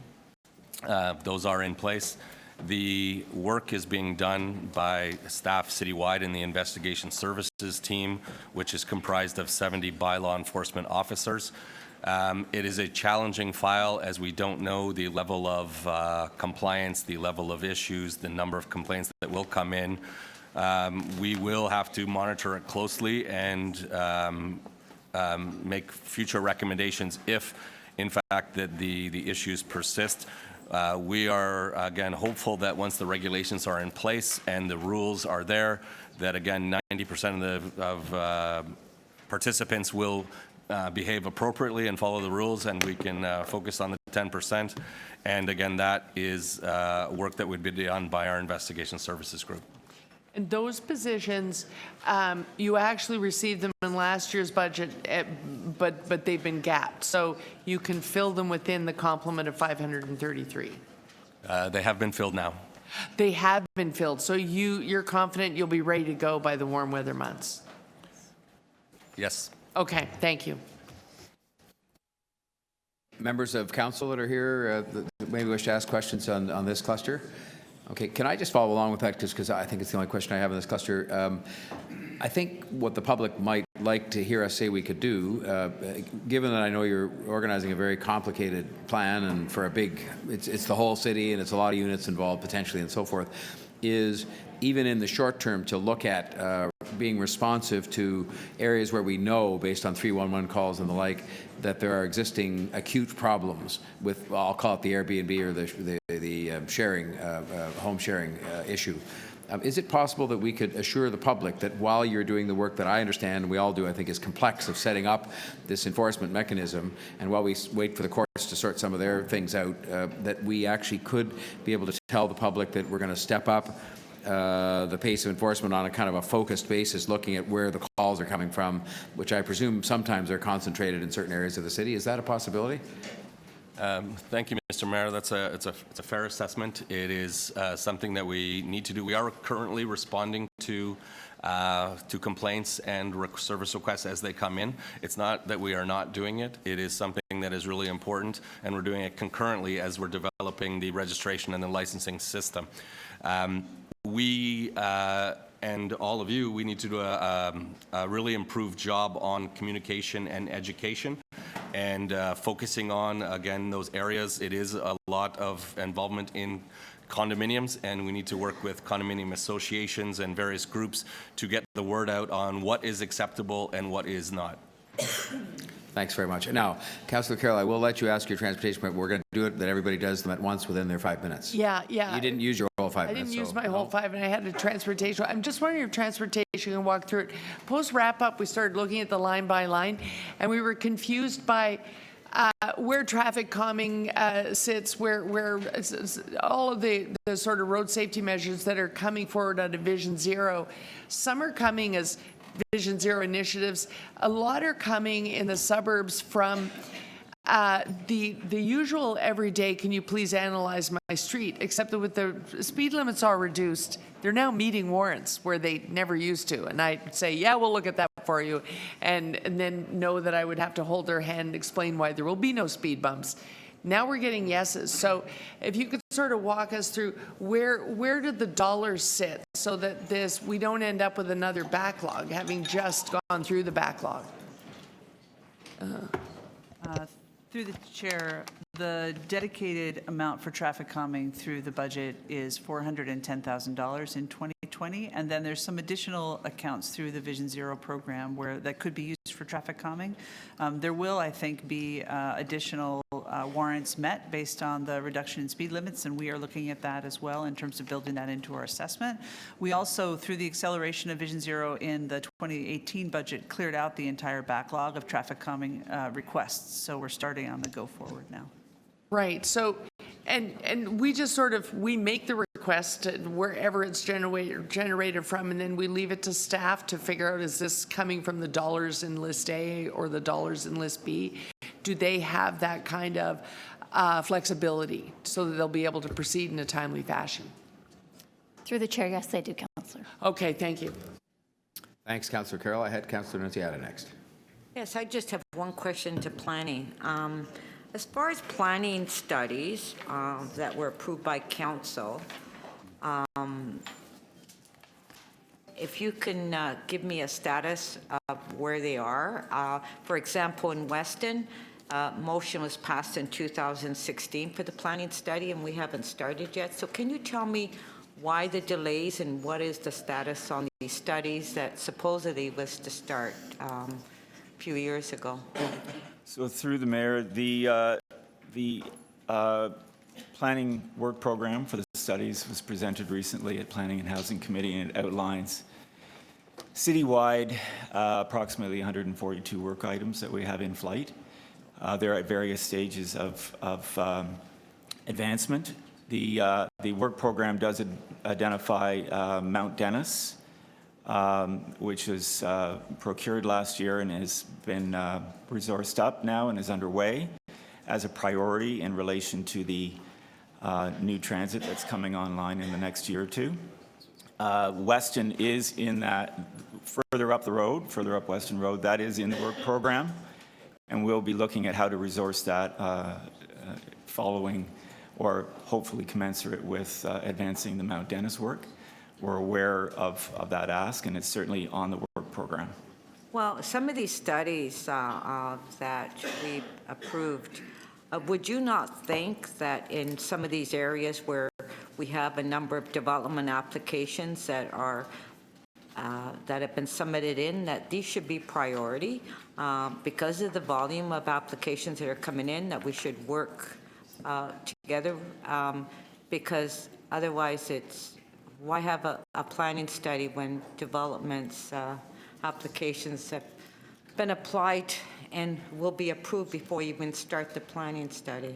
Yeah, so through the mayor, I completely agree with your outline. Should be priority given to areas where there is a number of development applications where we're looking for intensification and we're waiting for these studies? If I may, through the mayor, just to complete the thought, I completely agree with your assessment of how we should prioritize the work, and that is what takes place across the city where we have, in some cases, dozens of applications.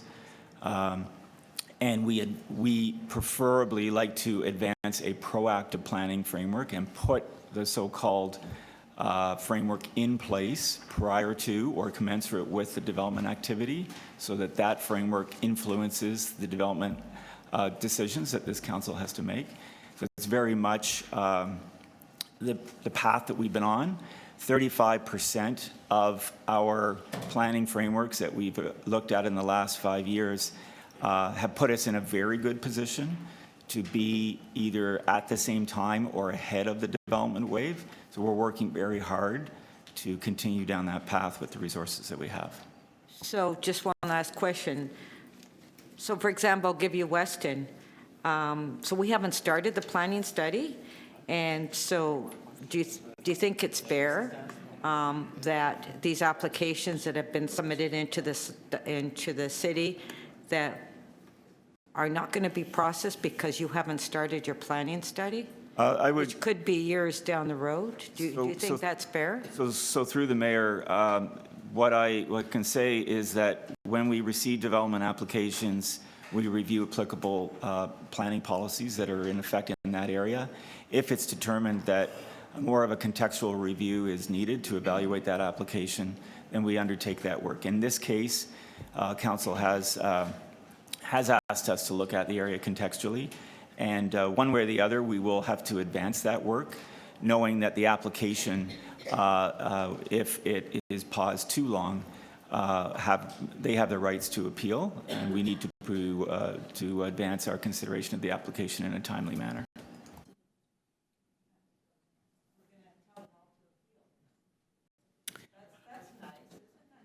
Thank you, Councillor Nunziata. Mr. Lintern, Councillor Deputy Mayor Bylaw. Thank you. To planning, are you fully staffed at the moment? Through the mayor, our vacancy rate at the end of 2019 was around 7.5%. All of our vacancies are currently working their way through the competition and filling process. So we're on average, looking back a few years, a little better than what we've been, but it's a competitive market, and we have a lot of movement on a regular basis in and out of the division. So we have some pressures. I mean, not only do we have a very hot development market, so that is happening. We have some changes that is happening in the Planning Act in terms of timelines that you're going to have to review applications in a much shorter period of time. And we have the complexity of official plan reviews. There's a lot of things changing. Did you do an analysis of all this and you feel comfortable that what you're presenting here in the budget, you're going to be able to respond, or do you see that these pressures are going to be an issue, especially with the Bill 108 that we're still not 100% sure? So through the mayor, we have in part put new and enhanced in the budget to respond to some of those new pressures with respect to, for example, a new heritage application that is called for in Bill 108. We've also included resources to look at the whole development review process to enhance that system and make it work better.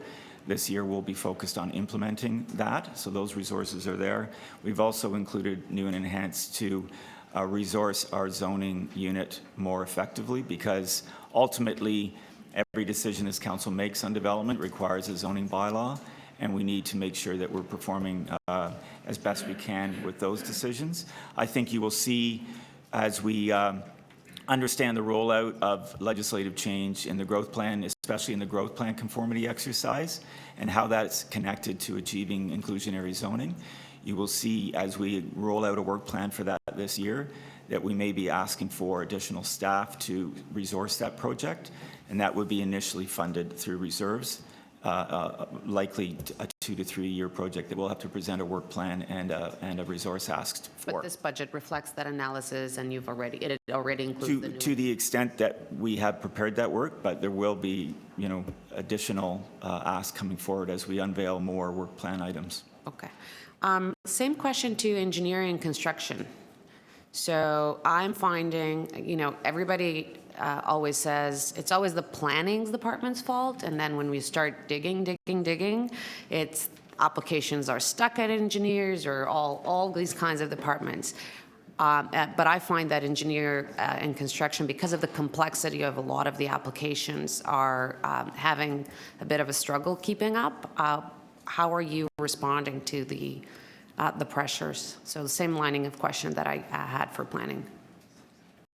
Through the mayor, we have had some challenges without question. In the Toronto East York office, for example, we've had a number of vacancies, and what we've tried to do is to accommodate that additional workload in that area by moving staff around and assignments. Not too dissimilar to planning. We've had a fairly high vacancy count as well, and we have most of our vacancies in active recruitment. So it is a challenge, admittedly, and we're trying to deal certainly with the additional workload in that particular office. But you're saying that your biggest challenge is actually filling the vacancies? Is it an HR process? Is it just the competition out there? It's a number of things. One is just the time required to actually fill those positions, and that's been one of the challenges. We've had a long-standing issue with respect to compensation levels within our division, and one of the things that we are working with our people in equity group to address. But I think, admittedly, one of the challenges that we've had is the number of applicant workload in that particular district that has far exceeded our past experience. Okay. One last question, and it has to do with street cleaning. Have we been keeping up our services? The population is increasing, and I get more and more of our residents saying, oh my God, the city looks, it's dirty. It's not as clean as it used to be. Our main streets are not as clean. So how are we responding? So how is your budget responding to a city that is growing? Is it technology? Is it budget? Are we maintaining the service level? What are we doing? Through the mayor, we actually have not changed our service levels on street cleaning. I agree that the growth in the city is having an impact. One of the pieces that has come forward in this year and will complete through 2020-21 is the redoing of the fleet. So we actually have new and more effective street sweepers. I believe we have 34 that'll be coming online into this year, and that's been part of the challenge, but I'll have Vince talk just a little bit about the work that he's doing to look at the street sweeping program overall. So in addition to what the general manager said, we have new fleet coming in, so there'll be less breakdown, less maintenance required, so it'll be on the street as opposed to the garage being repaired. We're going to try to keep the best of what's remaining, so while we'll have 34 new pieces of equipment, we hope to have at least 42 to 44 overall. And this year, I will be undertaking a street sweeping service review, where I will be looking at all the service levels that we currently have across the city, and where, in fact, there may be a need to supplement or enhance certain levels. So I am undertaking that review this year, and we'll be reporting for the 21 budget cycle. I'm going to make a note of that. I'm going to be on your case. Yeah, Absolutely. Thank you very much. Next, we have Deputy Mayor Denzel Menamwong and Deputy Mayor Michael Thompson to ask questions on this cluster. Mr. Mayor, how many planners are there in the planning department? How many people that are doing the files? Through the mayor, the complement in the budget is 450. We break it down about 55-45 on a budget basis into two service groups. One one around the development review work and one on the policy development work. Approximately, then, if you do it on a budget basis, 248 on the development review bundle, if you will, 202 on the city building and policy development bundle. But I make those comments in the context that there's a lot of crosswork that happens where often development application planners do some policy work and vice versa. So it's hard for me to precisely break down on a non-budget basis. Sorry, on your head count, you said 450? Yes. And you said, you know, the planners that actually do the development review, there are 248 of those people? Yes, and to be more specific, Deputy Mayor, as you know, the division is made up of various disciplines. So with respect to senior planners, and assistant planners, I can tell you specifically that we have 111 senior planners, 100 planners, and 39 assistant planners, if you're looking for that kind of title. So you have 200, and you have 200 people who are doing policy development. Well, again, the basket includes a broad range of city building and policy development, whether it be policy, urban design, heritage. There are a lot of disciplines, and transportation. There are a lot of disciplines included in that. So, I mean, planners have described the folks that do the development review process, the planners who actually we see looking over applications are the people that do the meat grinding. They do the really hard grinding work of getting these development applications through, whereas the policy people are the people that make the recipes that make the sausages. And I'm just wondering if you have a lack of resources, why don't you move more people? And I hear this from the development industry all the time. They don't have enough people. We don't have enough people actually doing the review of the files. Why don't you move some folks from the policy department into the development review section?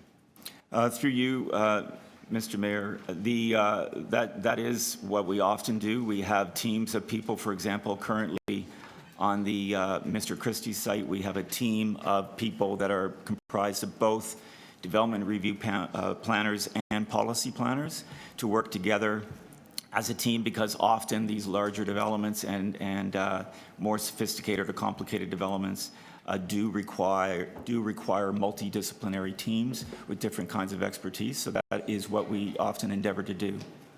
Thank you, Mr. Mayor. Thank you, Deputy Mayor. Deputy Mayor Thompson, you're next. Thank you very much, Mr. Chair. Through you to Mr. Lintern, I just wanted to put an economic development lens on this issue. So we have many companies that are here in the city, and they have head offices elsewhere around the world, U.S., Europe, and so on. And so oftentimes when decisions are made, particularly as it relates to, in a case, for example, Sanofi Pasteur, there is a significant development that is taking place at that location, which is in the ward of Councillor Pasternak. It's very disconcerting in the sense that the predictability of an application process for the, if you will, the office here in Toronto is challenging for them, because head office is making decisions as to when they'd have to have the site up and ready to start producing vaccines for varying drugs and so on. 95% of what they produce here is actually exported, and this is a $1 billion plus industry. The complaints that they have, not dissimilar to the others that we've heard to date so far, is that they're not ever sure how their application is actually being processed. And in fact, often it's very slow and delayed and so on. I've heard the explanation you've given to Deputy Mayor Menon Wong and Councillor Nunziata and so on.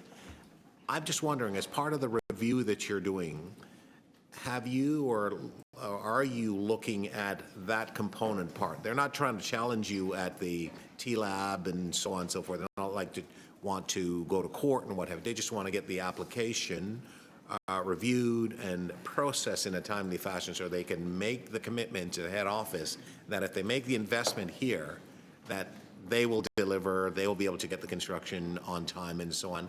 I'm just wondering, what is your perspective on this, and how will you handle these matters going forward? Do you want me to bring a motion at council to ask you to do something, or how are you proposing to address these things? Because it has an economic impact. So through the mayor, I would agree these applications, all applications are important right across the board, whether it be affordable housing, economic development files. So we have, that really was the heart of what we did with the end-to-end review, which was brought forward last year, and now we're in the process of implementing that. And that is about better project management overall, like being aware at the beginning of an application cycle what the time commitment is on both sides, both from a city and an applicant point of view, what those pressures look like. So having clarity on that timeline is a big part of it. Having better project management capacity here at the city to make sure that things are moving through the system. Involving all of the divisions, of course, in more of a team-based approach, having better escalation procedures so that when things get stuck, there's a place for those issues to get resolved in a timely manner, having governance and accountability tables for management so that the decision-making is owned more so than it may have been in the past by all of the divisions that are, again, engaged, and being able to make these decisions in a way that if we do have a substantive disagreement with an applicant, it is often the case, something is being presented that is not in line with city policy, there's a forum for that to get resolved. I would say that we have as many good experiences as complaints, and we act proactively with a lot of developers and have some really good processes. Remember, a lot of these involve communities, so making sure that we bring the communities around and build the capacity to handle the change that's happening across the city, which is quite significant for people. So it's a balancing act that we think we're going to improve with the implementation of the end-to-end review. Okay. Thank you very much. Thank you, Mr. Mayor. So, Deputy Mayor Thompson, any other questions on this cluster? Okay. Oh, sorry, Councillor Pasternak, you go ahead then. Yes, thank you. Thank you, Mr. Mayor. It's through you to transportation and the implementation of approved requests for crosswalks. And what is our hope that from council approval and a funding source to actual operational, what would be our desired service level 1 year. implementation? 1 year. Through the mayor, the desired would be within the year that it's been 12 months. approved and funded. That would be desired. And signalized intersections, would that be about the same, or is that a little more? About the same, I'd say 12 to 18 months in reality. There's a lot of component parts to getting those signals up and operating. Now, do we have enough subcontractors through procurement to meet these standards, or should we be looking at alternative suppliers or more suppliers to get this in under the 12 months? Through the mayor, the current practice is to put out the design of the traffic control signals and then either do that in-house or do that through consultant support, and then to put out the delivery of that through a vendor. And we are looking at alternative models where we would have a roster of available vendors, which would speed up the procurement. So currently, it's requests for tenders on individual or packages of traffic control signals, and we're looking at a new way to do that to speed it up. So from your answer, we're expanding the vendor list is the goal of the division. We'd like to expand the speed at which vendors can respond to our calls. The number of vendors that exist in the community is probably a fairly static element. I would also add that on line work, so you asked about crosswalks as well. I believe we have more capacity that we are looking to add in part through this cycle, in part through the last budget cycle, and potentially in the future on in-house crews doing that line work, because it gives us a lot more flexibility to be able to address those issues contingent on the weather without having to deal with specific locations and contracts. A slightly different question on signalized intersections. Sometimes the signalized intersection is fully installed and we make changes to it. We add an advanced green. We asked for the changes in the use of the pictograph to walk, not to walk. When we send, I guess, technical services or someone out there, a subcontractor out there, what would we expect their response rate to be as far as the implementation of an advanced green or any kind of technical changes to a signalized intersection, an existing one? It really does depend on the scale of the change. Sometimes those kind of changes to the signal timing or to add a turn arrow can be in a matter of days or weeks following the analysis to get the signal timing correct. Other times we need to upgrade the signal controller box technology, and that can take a few months to get that done and installed. So automated speed enforcement, we allocated about $6 million in 2019. It almost triples. I guess we're adding another $10 million. How's that program going so far? Through the mayor, we've rolled out and started issuing warning letters. We have 50 sites in place. We will continue to meet the provincial standard to ensure that we give adequate notice before we start issuing tickets, which we hope to do in the springtime, probably around April. And our plan continues to be, as we monitor and manage the first set of sites, to rotate those sites to other areas within the wards where we've seen the issues around speeding within community safety zones. So I would say the initial rollout has been relatively positive, and we're looking forward to getting the first round of data back from that program. So based on the volume of warning letters, are we catching speeders? I won't have information about that probably until the end of the month as we start to get that process clicking along. But once we have information, we will certainly make it available. Okay, fair enough. Thank you. Thanks, Councillor Pasternak. That brings us to the end of questions, I believe, on this cluster. And so I'll thank everybody for their questions and for their answers. And it would move us. What I'd like to see if we could do, and maybe it's not possible, is to see if we can get through questions. We might be able to, because we've taken some of the big agencies out of the back sheet to the agencies, is get through questions by lunchtime and then come back after lunch and deal with speeches and motions and votes. But we'll see how we do. Corporate services, environment, energy, and for IT, 311, corporate real estate management, fleet services. Questions from members of council not on the committee? Questions of members of the committee? Councillor Nunziata. Yes, well, for Transform TO, that's under this cluster, correct? Environment, Yeah, energy is okay. under there. Yes, it is. Yeah, okay. When are you planning to report on an updated Transform TO plan? And under the current Transform TO plan, are all the strategies fully funded in this year's budget? Thank you, Councillor. In 2020, this year, we'll be bringing two plans forward, one in Q2, and Q2 will cover the period of 2020 and 2021. In Q4, we'll be addressing Council's climate emergency declaration and bringing forward a more advanced, more aggressive plan to get us to net zero by 2050. So there'll be two this year. Yeah. Thank you. Just to follow up on that, I'm assuming, and I'll just reset the clock, but it won't take long, everything that you requested in the context of implementing the Transform TO plan as it presently exists, leaving aside the more aggressive plan, if I can call it that, I think you did, coming in the fall, but you've got in the budget what you requested to do the work you have to do this year. Correct. We have 5 positions that are remnants of the original Transform TO ask, and they are in our 2020 budget ask. Yeah. Thank you.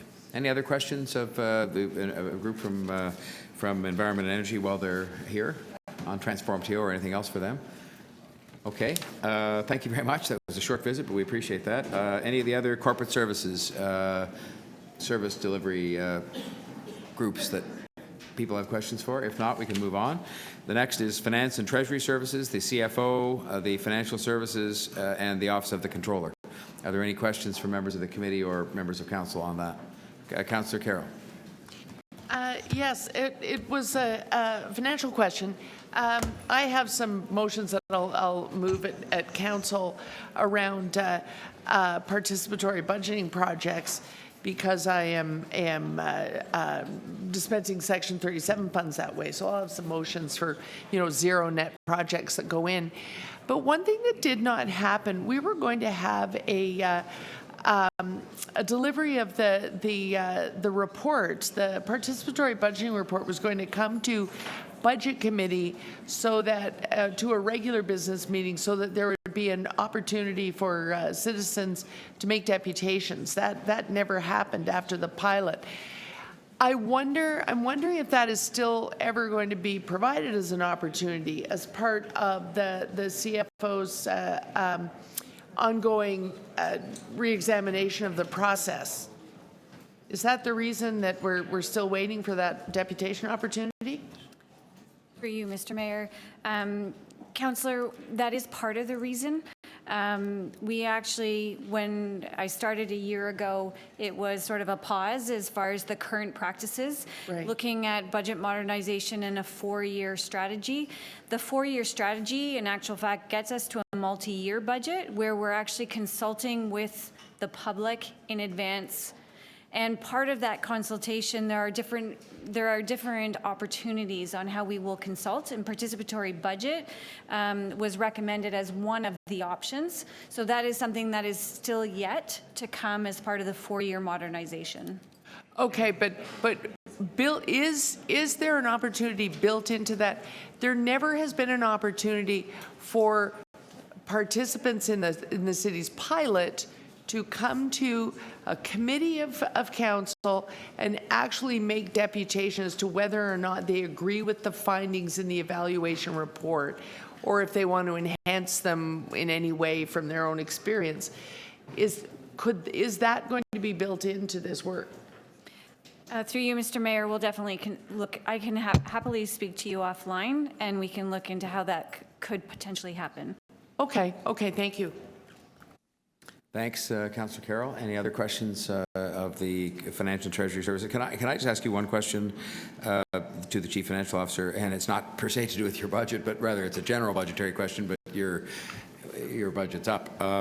Just would you happen to have available the number that would be kind of the average of the increase in operating spending net of debt service over the last 5 years, just as a matter of interest, as the city's grown so quickly? So net of debt, because debt service to me is attributable to investments we're making on the capital side. But do you know what that number is by chance?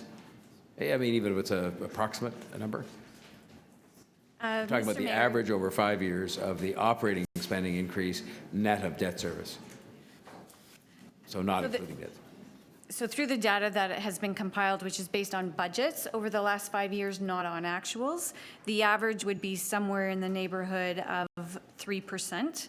And this particular year, when we focus on 2020 over our 2019, it's about 1.2%. Thank you very much. Appreciate that. Okay. Then we go to, I'm sorry to have you, Mr. City Manager, in this category, but so is the Mayor's office. It's called Other.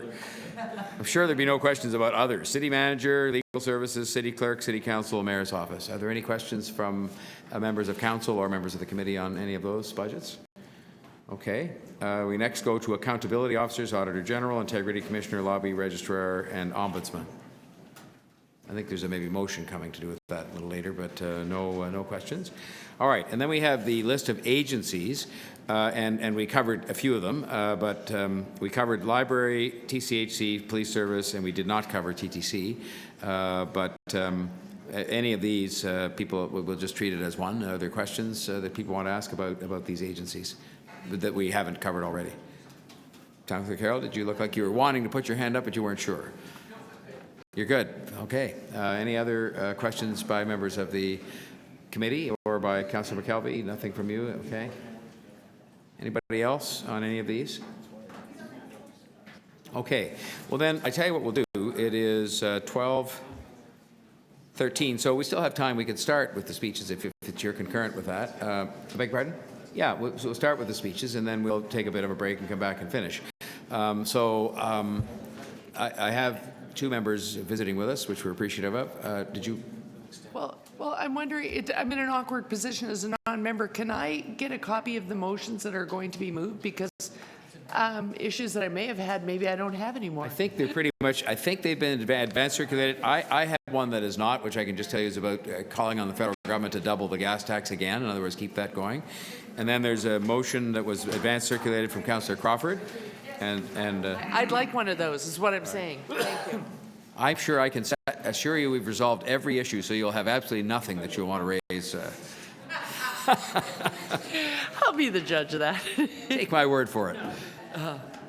So do you want to look at those? Councillor McKelvey, did you wish to speak about the budget? You go ahead, and then we'll come back to Councillor Carroll. I'll just say I had the great privilege to serve on the Budget Committee. I'm very happy with the work that we did. I'm happy with the modernization that's being led by the CFO and the process. And in fact, I was so excited by what we're seeing in this budget that I spoke for 7 minutes, and Councillor Crawford didn't cut me off. And I think the longest speech I've ever made since I started at Council was 3 minutes. So clearly, this is, I feel, very much a good news budget. Everything that my community would like to see, or that I was told in the town halls that we held, is in there, and that was increases in the police budget, increases in the youth hubs, and in grants for community safety, as well as investments in the ravine strategy. So I'm very, very happy with the work that we've done, and it's been a great privilege to be on the Budget Committee through this process. Thanks very much, Councillor McKelvey. Councillor Carroll, it is your turn. Are you all set? Yes. I'm very happy to see that the request from the Ombudsman's office has been added into the last-minute motion. It's very frustrating at Budget Committee that we get put in this awkward position every year, and we have to remind ourselves at the last minute that the accountability offices, we can't take advice from our staff. It doesn't flow through them. We have to take a raw budget and look at it and make a decision. What I'm going to ask is that you're the policy folks, and one thing that is missing from Budget Committee's policy is a request of us to actually have a strategy around this. And so what happens is they come forward, in the case of the lobbyist registrar, for the last 10 years and tell us what is missing from their office. And at the last minute, we have a whole bunch of other hot button issues that have come from the public, and we address them first. But in fact, these offices are for the public. And so it's a real frustrating position. What would be nice is if the Budget Committee were asked to take a look at a strategy around that. If you wanted to form a strategy this year, it really is sort of laid out before you. If we are going to address the request that the Ombudsman has made, we could do something similar to what happens with the Association of Community Centers. Arena boards, they take turns. They confer themselves. Whose turn is it this year to fill those gaps in service that are not there? Certainly, at 36 positions, we've provided resources to the AG. Adding this intake officer and admin to Ombudsman kind of catches her up. It behooves us to look at the lobbyist registrar's issue next year, it having been a decade since it was first highlighted for us. But we don't have a real policy request or a direction to do that in our committee, which is really just an advisory committee to yours here. So all I would say is, as a non-member, I can't move that motion. It would be great if Executive Committee gave us that direction so that we would realize that we had the assignment of giving you good advice on that. Otherwise, we look like we've had some sort of petulant discussion in the background, and no one wants that to be the overarching tone of how we deal with the accountability officers. Thanks, Councillor Carroll. Okay, now we have still 10 minutes left before the lunch break, and so I'd like to see who else would like to have their say on the budget, and I'll go to Deputy Mayor Thompson. Thank you. Thank you very much, Mr. Mayor. First of all, I want to thank the budget chief and staff and the treasurer and the whole team, as well as members of the Budget Committee. And I also want to do a special shout out and thank you to Stephen Conforti, who actually was in my community 2 days ago, where we had about 50 people who came out to the budget town hall meeting. I can tell you that he was amazing in terms of the presentation and so on. The residents who had questions, he was able to, along with myself, to address those questions, so I want to thank him. Mr. Mayor, and thank you as well for your leadership, and certainly to the city manager. This budget, like all budgets, are always challenging and so on, and I think that through the skillful work of the chair of the budget committee and the team and everyone working together, what I found from my residents, because I have to report in based on their input and so on, because that was the reason why we held the meeting, there was no contention about the budget. One of the big areas that I thought there would be a tremendous amount of pushback on was the building fund. And what people were saying to me was, you have specific areas or categories, or how are you going to use it? And we get that, and we're happy to see that. It wasn't just simply that you're asking for more money and then you would decide where it goes at a later date and so on. They were quite pleased about that. They had questions about Vision Zero. They had questions about the Eglinton East LRT. They had questions about the SRT and all of the traditional things that people will ask about and so on.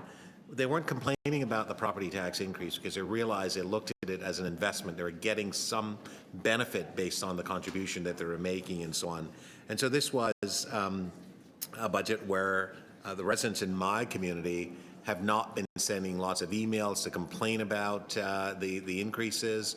It's very clear with respect to how they're going to benefit. It's clear how the resources were going to be spent. And it was clear that they had an opportunity in which to express themselves and so on. So they get it that the city has to invest in our growth and our future. They understand in terms of population increase. They asked questions around, the refugee component part and what the federal government was contributing, whether or not we were going to be sure that the monies or fundings were going to be coming in and so on. We indicated the work that you were doing in Ottawa just a few days ago, Mr. Mayor, and the other work that you've done with the provincial government and so on.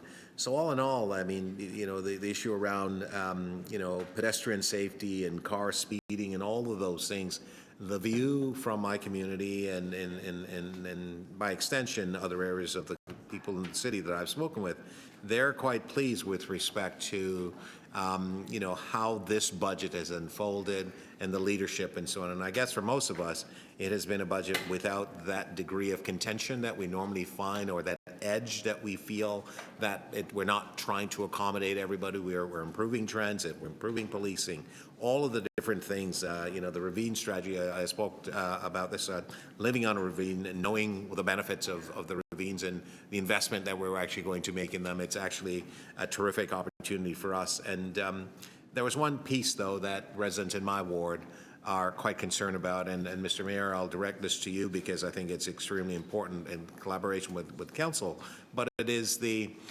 necessity of sharing in a revenue tool that is about consumption, that is obviously hoping that the provincial government would give us the ability to at least a 1% in, for example, the provincial sales tax, in terms of what that impact would be to our city as well as to the residents, because the property property owners are not able to continue to offer more resources, and because of the fact that some people talked a little bit about some of the issues around their pensions not increasing and so on, and wondered whether or not there are additional tools that we need, and what are we doing in terms of fighting for those tools. I've indicated that there's a lot of work that's being done by the mayor, obviously the city manager and the team, trying to ensure that the other levels of government understand what is required and how they can actually help us. And that relationship, I think that the province has improved greatly, so I'm quite happy with respect to where we're going with this budget,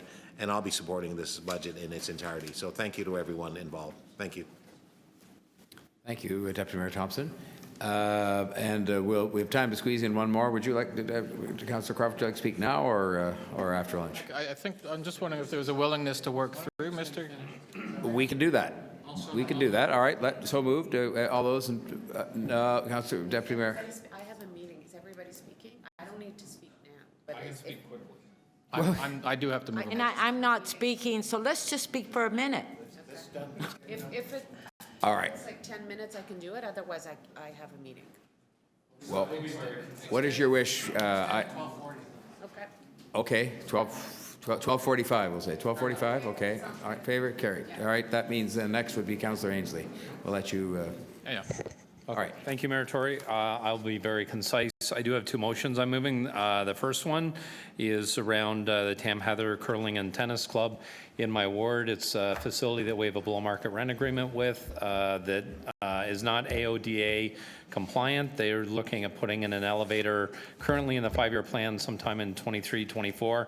I'm asking for this to be moved forward into the 2021 budget process. It's a building, the elevator is needed. It's a facility we have, as I said, on the edge of a neighborhood improvement area. Half the building can't be used because there's no access to the basement part of it without an elevator. The second one is for a pathway in my ward that I've also worked on with transportation staff around looking at a walkway put in. Currently, we use this walkway is used in a subdivision at Morningside Avenue. The police have done a SEPTED audit, as they call it, around community safety for lighting to be done at night. I'm fully supportive of this budget. I have a very diverse ward with 5 neighborhood improvement areas in it, strong residential areas, and I think this budget goes a long way to meeting a lot of the needs of the residents in my ward, not only in Toronto, and I'll be supporting it. Thank you.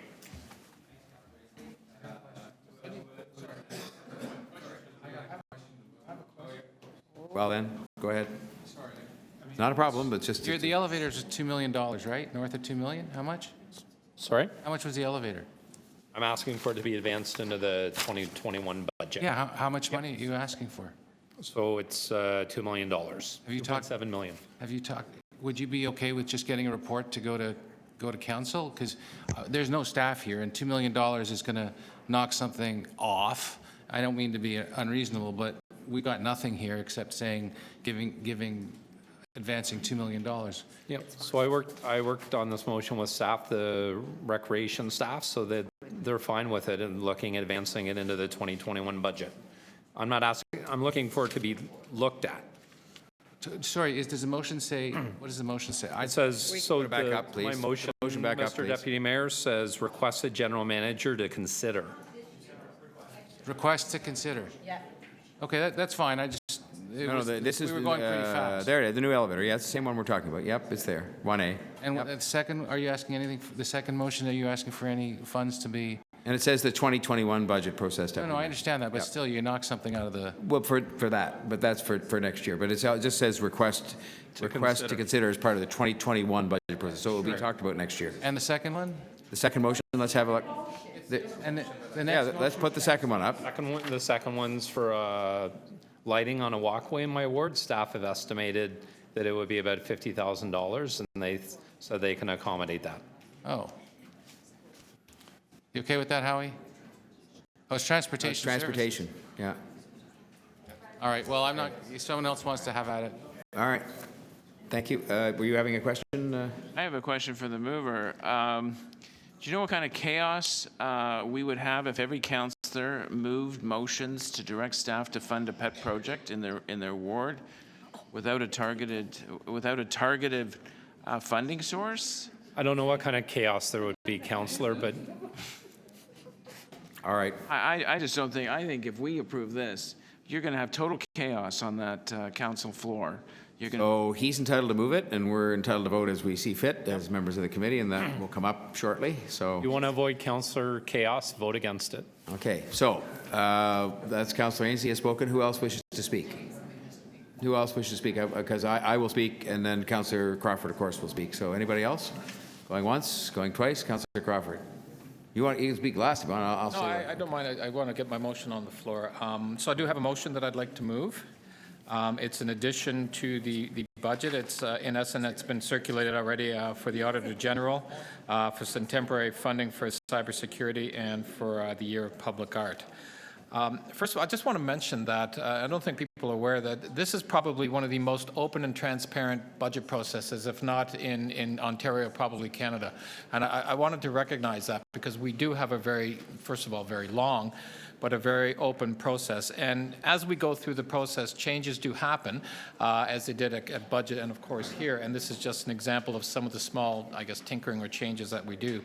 But it did start off a number of months ago, and, of course, it started off with the incredible work that city staff have done, and we've talked about that, from the CFO, the city manager, and all through the agencies, divisions, all across the city. They do incredibly hard work to get to the point where we have a city manager or a city budget that comes to the budget committee. And of course, the Budget Committee after that looks at it, and I want to thank my colleagues, I know we have a couple of them here, for the incredible work that they do. You really get a sense of how the city runs when you see the dollars and where they're spent. So I just want to thank the Budget Committee and the work that they have done on that. And along with that, the public. We had hundreds of people come to not only this room, but all across the city to give us their impressions and ideas, comments of additions and whatever on the budget, and they did an incredibly good job, and I want to thank them as well. And of course, we're here at Executive, and then it'll be going off to budget after full council next week. Just want to go very quickly. I know we have a time limit. My focus as a budget chair over the last 6 years, a number of key focuses I work on. Number one, keeping taxes as low as possible. That's been incredibly important to me, and I know the mayor as well. But I want to ensure that that is a focus that I have and will continue to have. Managing our money well. We don't talk about that much, and you don't always see the work that happens behind the scenes in managing the money well. When you're looking at the money, that's whether it's operating or capital, but it's incredibly important when we're looking at finding efficiencies, saving money, modernization, reorganization, trying to do things differently to deliver the service that we need. $890 million over the last 5 years we've done in efficiencies, and we're going to continue to do incredible work. I think there's over $100 million in this budget alone. We need to be fiscally responsible and prudent, a key focus that I have had. We have to ensure that we have healthy reserves. We have $5 billion in our reserves. They need to keep strong. We have a new investment board that started a couple of years ago that's doing incredible work to invest those key reserves, and they've been doing and keeping our credit rating strong, which is a key component to a successful city. In this year's budget, we've started to manage our capital plan much better. I want to thank the CFO for the work that she's been doing on that. And increasing our investments in state of good repair. You see that we have a huge backlog of state of good repair, but we've done incredibly well at moving that forward. A lot more to do, understandably. Second big focus, moving the city forward with investments in key areas, and there are a number of them. I could list a lot of them. I won't get into them. I'll probably talk a bit more at full council. But investing in the city, but protecting the key services that we have to do, and I think we've been very successful as a city at doing that. Bottom line, I think this is a good, responsible budget. It has been a good year. I mean, we've had challenges in other years, fiscal challenges, but it has been a good year.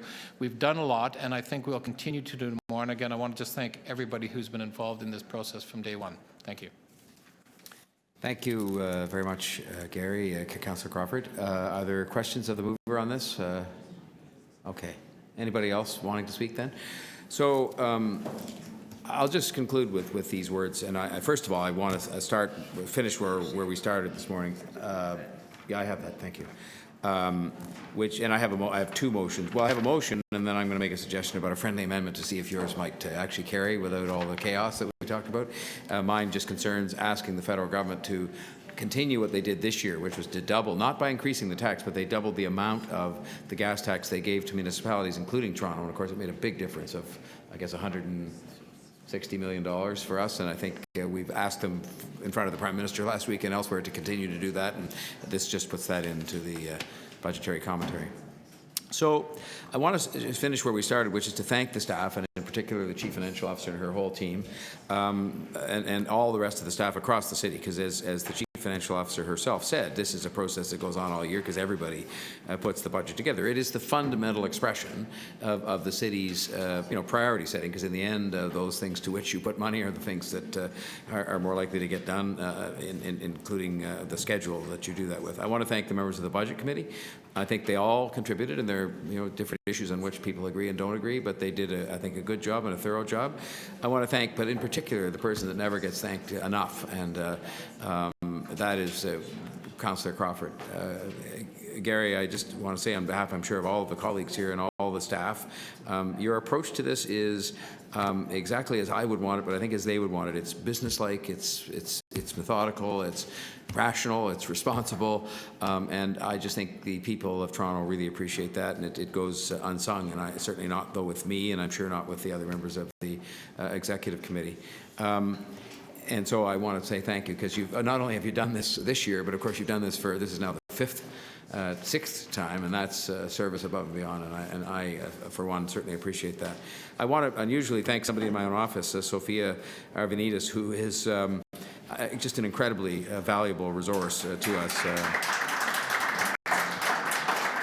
She knows, as they say, where all the bodies are buried, and I think that's very helpful. So my comment on the budget is simply this. This is a budget that does what you would expect to be done in the fastest growing city in North America. If we were in some kind of recession, if the city wasn't growing, nobody was coming here, nobody was investing here, nobody was building anything here, then it might be different, but it's not. And the fact of the matter is, if we want to maintain the quality of life that is recognized around the world, and it's one of the reasons why people are coming here, then we have to make the kinds of investments here on a prudent and responsible basis that we are making. And you heard the Chief Financial Officer answer the question over the last 5 years of what the average annual increase has been in operating spending net of the debt service, which again has been very responsible. I mean, we're borrowing as we need to borrow to build things, and people can see them with their own eyes. And that is 3%. And to me, that while that's a little bit above the rate of inflation, the growth in the city has been above the rate of inflation too, in the context of any measure of growth you want to look at. And so I would just say that what we've also done at the same time is we've also, as we heard the budget chief and the chief financial officer make reference this morning, made arrangements to see that the reserves are healthy and intact as we pass this budget, with the prospect, because there will be a surplus this year, of making additions to those reserves. So they will end up by spring of this year in a better position than they were before we started this budget process. And that is fundamentally important. And then finally, in this budget, the budget chief has resisted the entreaties of those who would say, bring the car tax back or bring back these kinds of things. Yes, we brought in the city building fund, and a number of people have spoken to that. And the person that probably had the most to lose from that, frankly, was me, because there were various interpretations on what I said, and I'm not even going to quibble with any of those who made the interpretation. I'll tell you, all I did was take a look at what we had to do with respect to housing and transit and say we needed to find the money to pay our share. And I can tell you right now, when I was in Ottawa last week, when I was in Queen's Park 2 weeks ago, visiting with ministers and the Prime Minister and the Premier, and talking to them about what they need to do to support us in the investments we have to make in housing and transportation, I was in a lot better position in terms of my credibility and legitimacy, because I could say we have taken the measures we had to take as a city in order to make those kinds of investments happen. And I take note, I had it here to hold up. When you look at the city building fund, even in the presentation we saw this morning, I'm not going to minimize a $45 tax increase, but I am going to say that in order to build billions of dollars in transit, thousands of units of affordable housing, and address the things in those two priority capital areas for the long term that we have to address, that seems to me to be a reasonable investment, and we will show the discipline of doing it properly, and we will show the discipline of making sure that money from the city building fund is applied to those areas only. And on the operating side, I would just say to those who are critical of the things that we're doing here today, that to stand up and have the courage to say, if they want to say it, that they would not hire the 300 police officers that we are hiring this year, net, I think 141 new ones, including neighborhood police officers, to help keep the city safe when we are facing a challenge with respect to community safety in the city. Have them stand up and say they wouldn't hire 121 bus drivers and streetcar and subway drivers that are the people that are going to help us to achieve enhanced service. Have them stand up and say they would not hire 76 paramedics that are people that are going to make sure we can maintain the high standards that those people deliver for us each and every day. Have them stand up and say they're not going to fund the CHC on a reliable basis. So for the first time, as you heard the President, I asked him to repeat it so people were clear.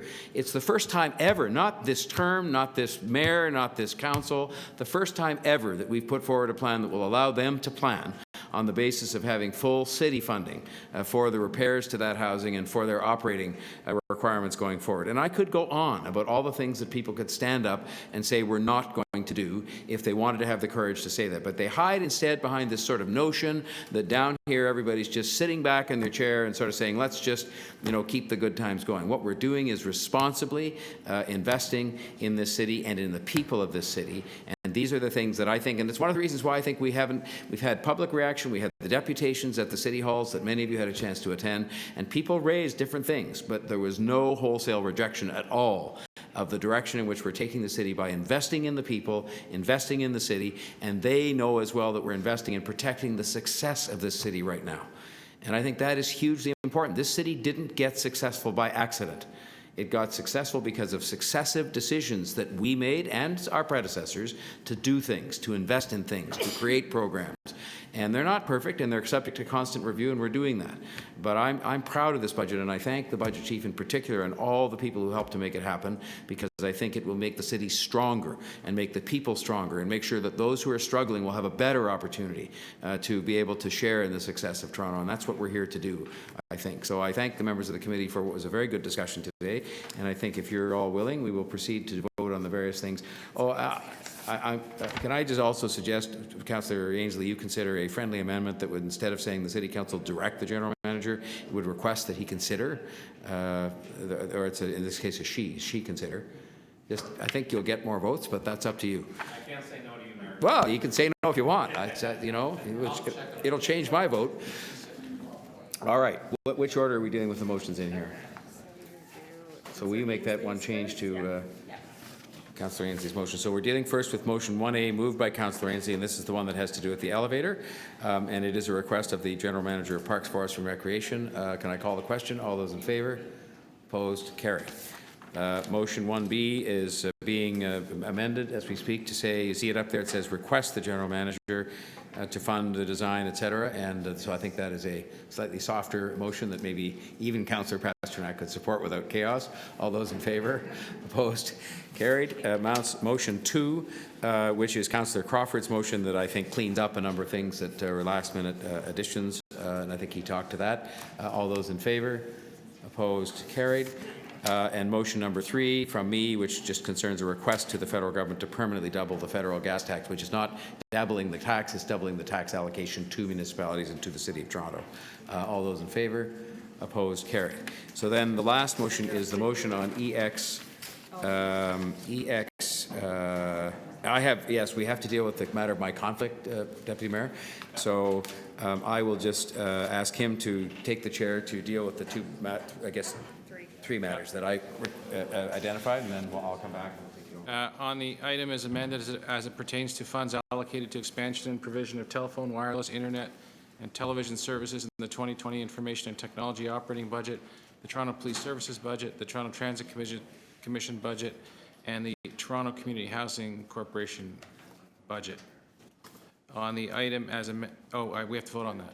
All those in favor? Did it record a vote? I can do it if you want. We need to record also. Okay. All those in favor, recorded vote? Okay, on that portion of the budget, all in favor, Deputy Mayor Minnan-Wong, Councillor Crawford, Councillor Bailao, Councillor Ainsley, Councillor Thompson, Councillor Pasternak, Councillor Nunziata, that carries. On the item as amended as it pertains to funds allocated for the provision of new summary services provided by Canada Newswire in the 2020 Strategic Communications Budget. All in favor, Deputy Mayor Minnan-Wong, Councillor Crawford, Councillor Bailao, Councillor Ainsley, Councillor Thompson, Councillor Pasternak, Councillor Nunziata, that carries. On the item as amended as it pertains to funds allocated to the project entitled Rogers Communications, Inc. Uplift Project in the 2020 Transportation Services Budget. All in favor, Deputy Mayor Minnan-Wong, Councillor Crawford, Councillor Bailao, Councillor Ainsley, Councillor Thompson, Councillor Pasternak, Councillor Nunziata, that carries. All right, and back to the mayor.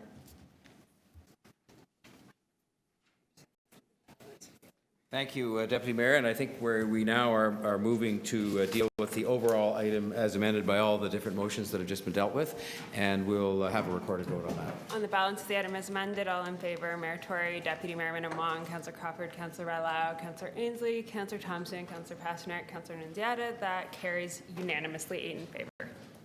And I think that concludes our business for today, with thanks to all concerned, and we'll look forward to council next week. Thank you very much.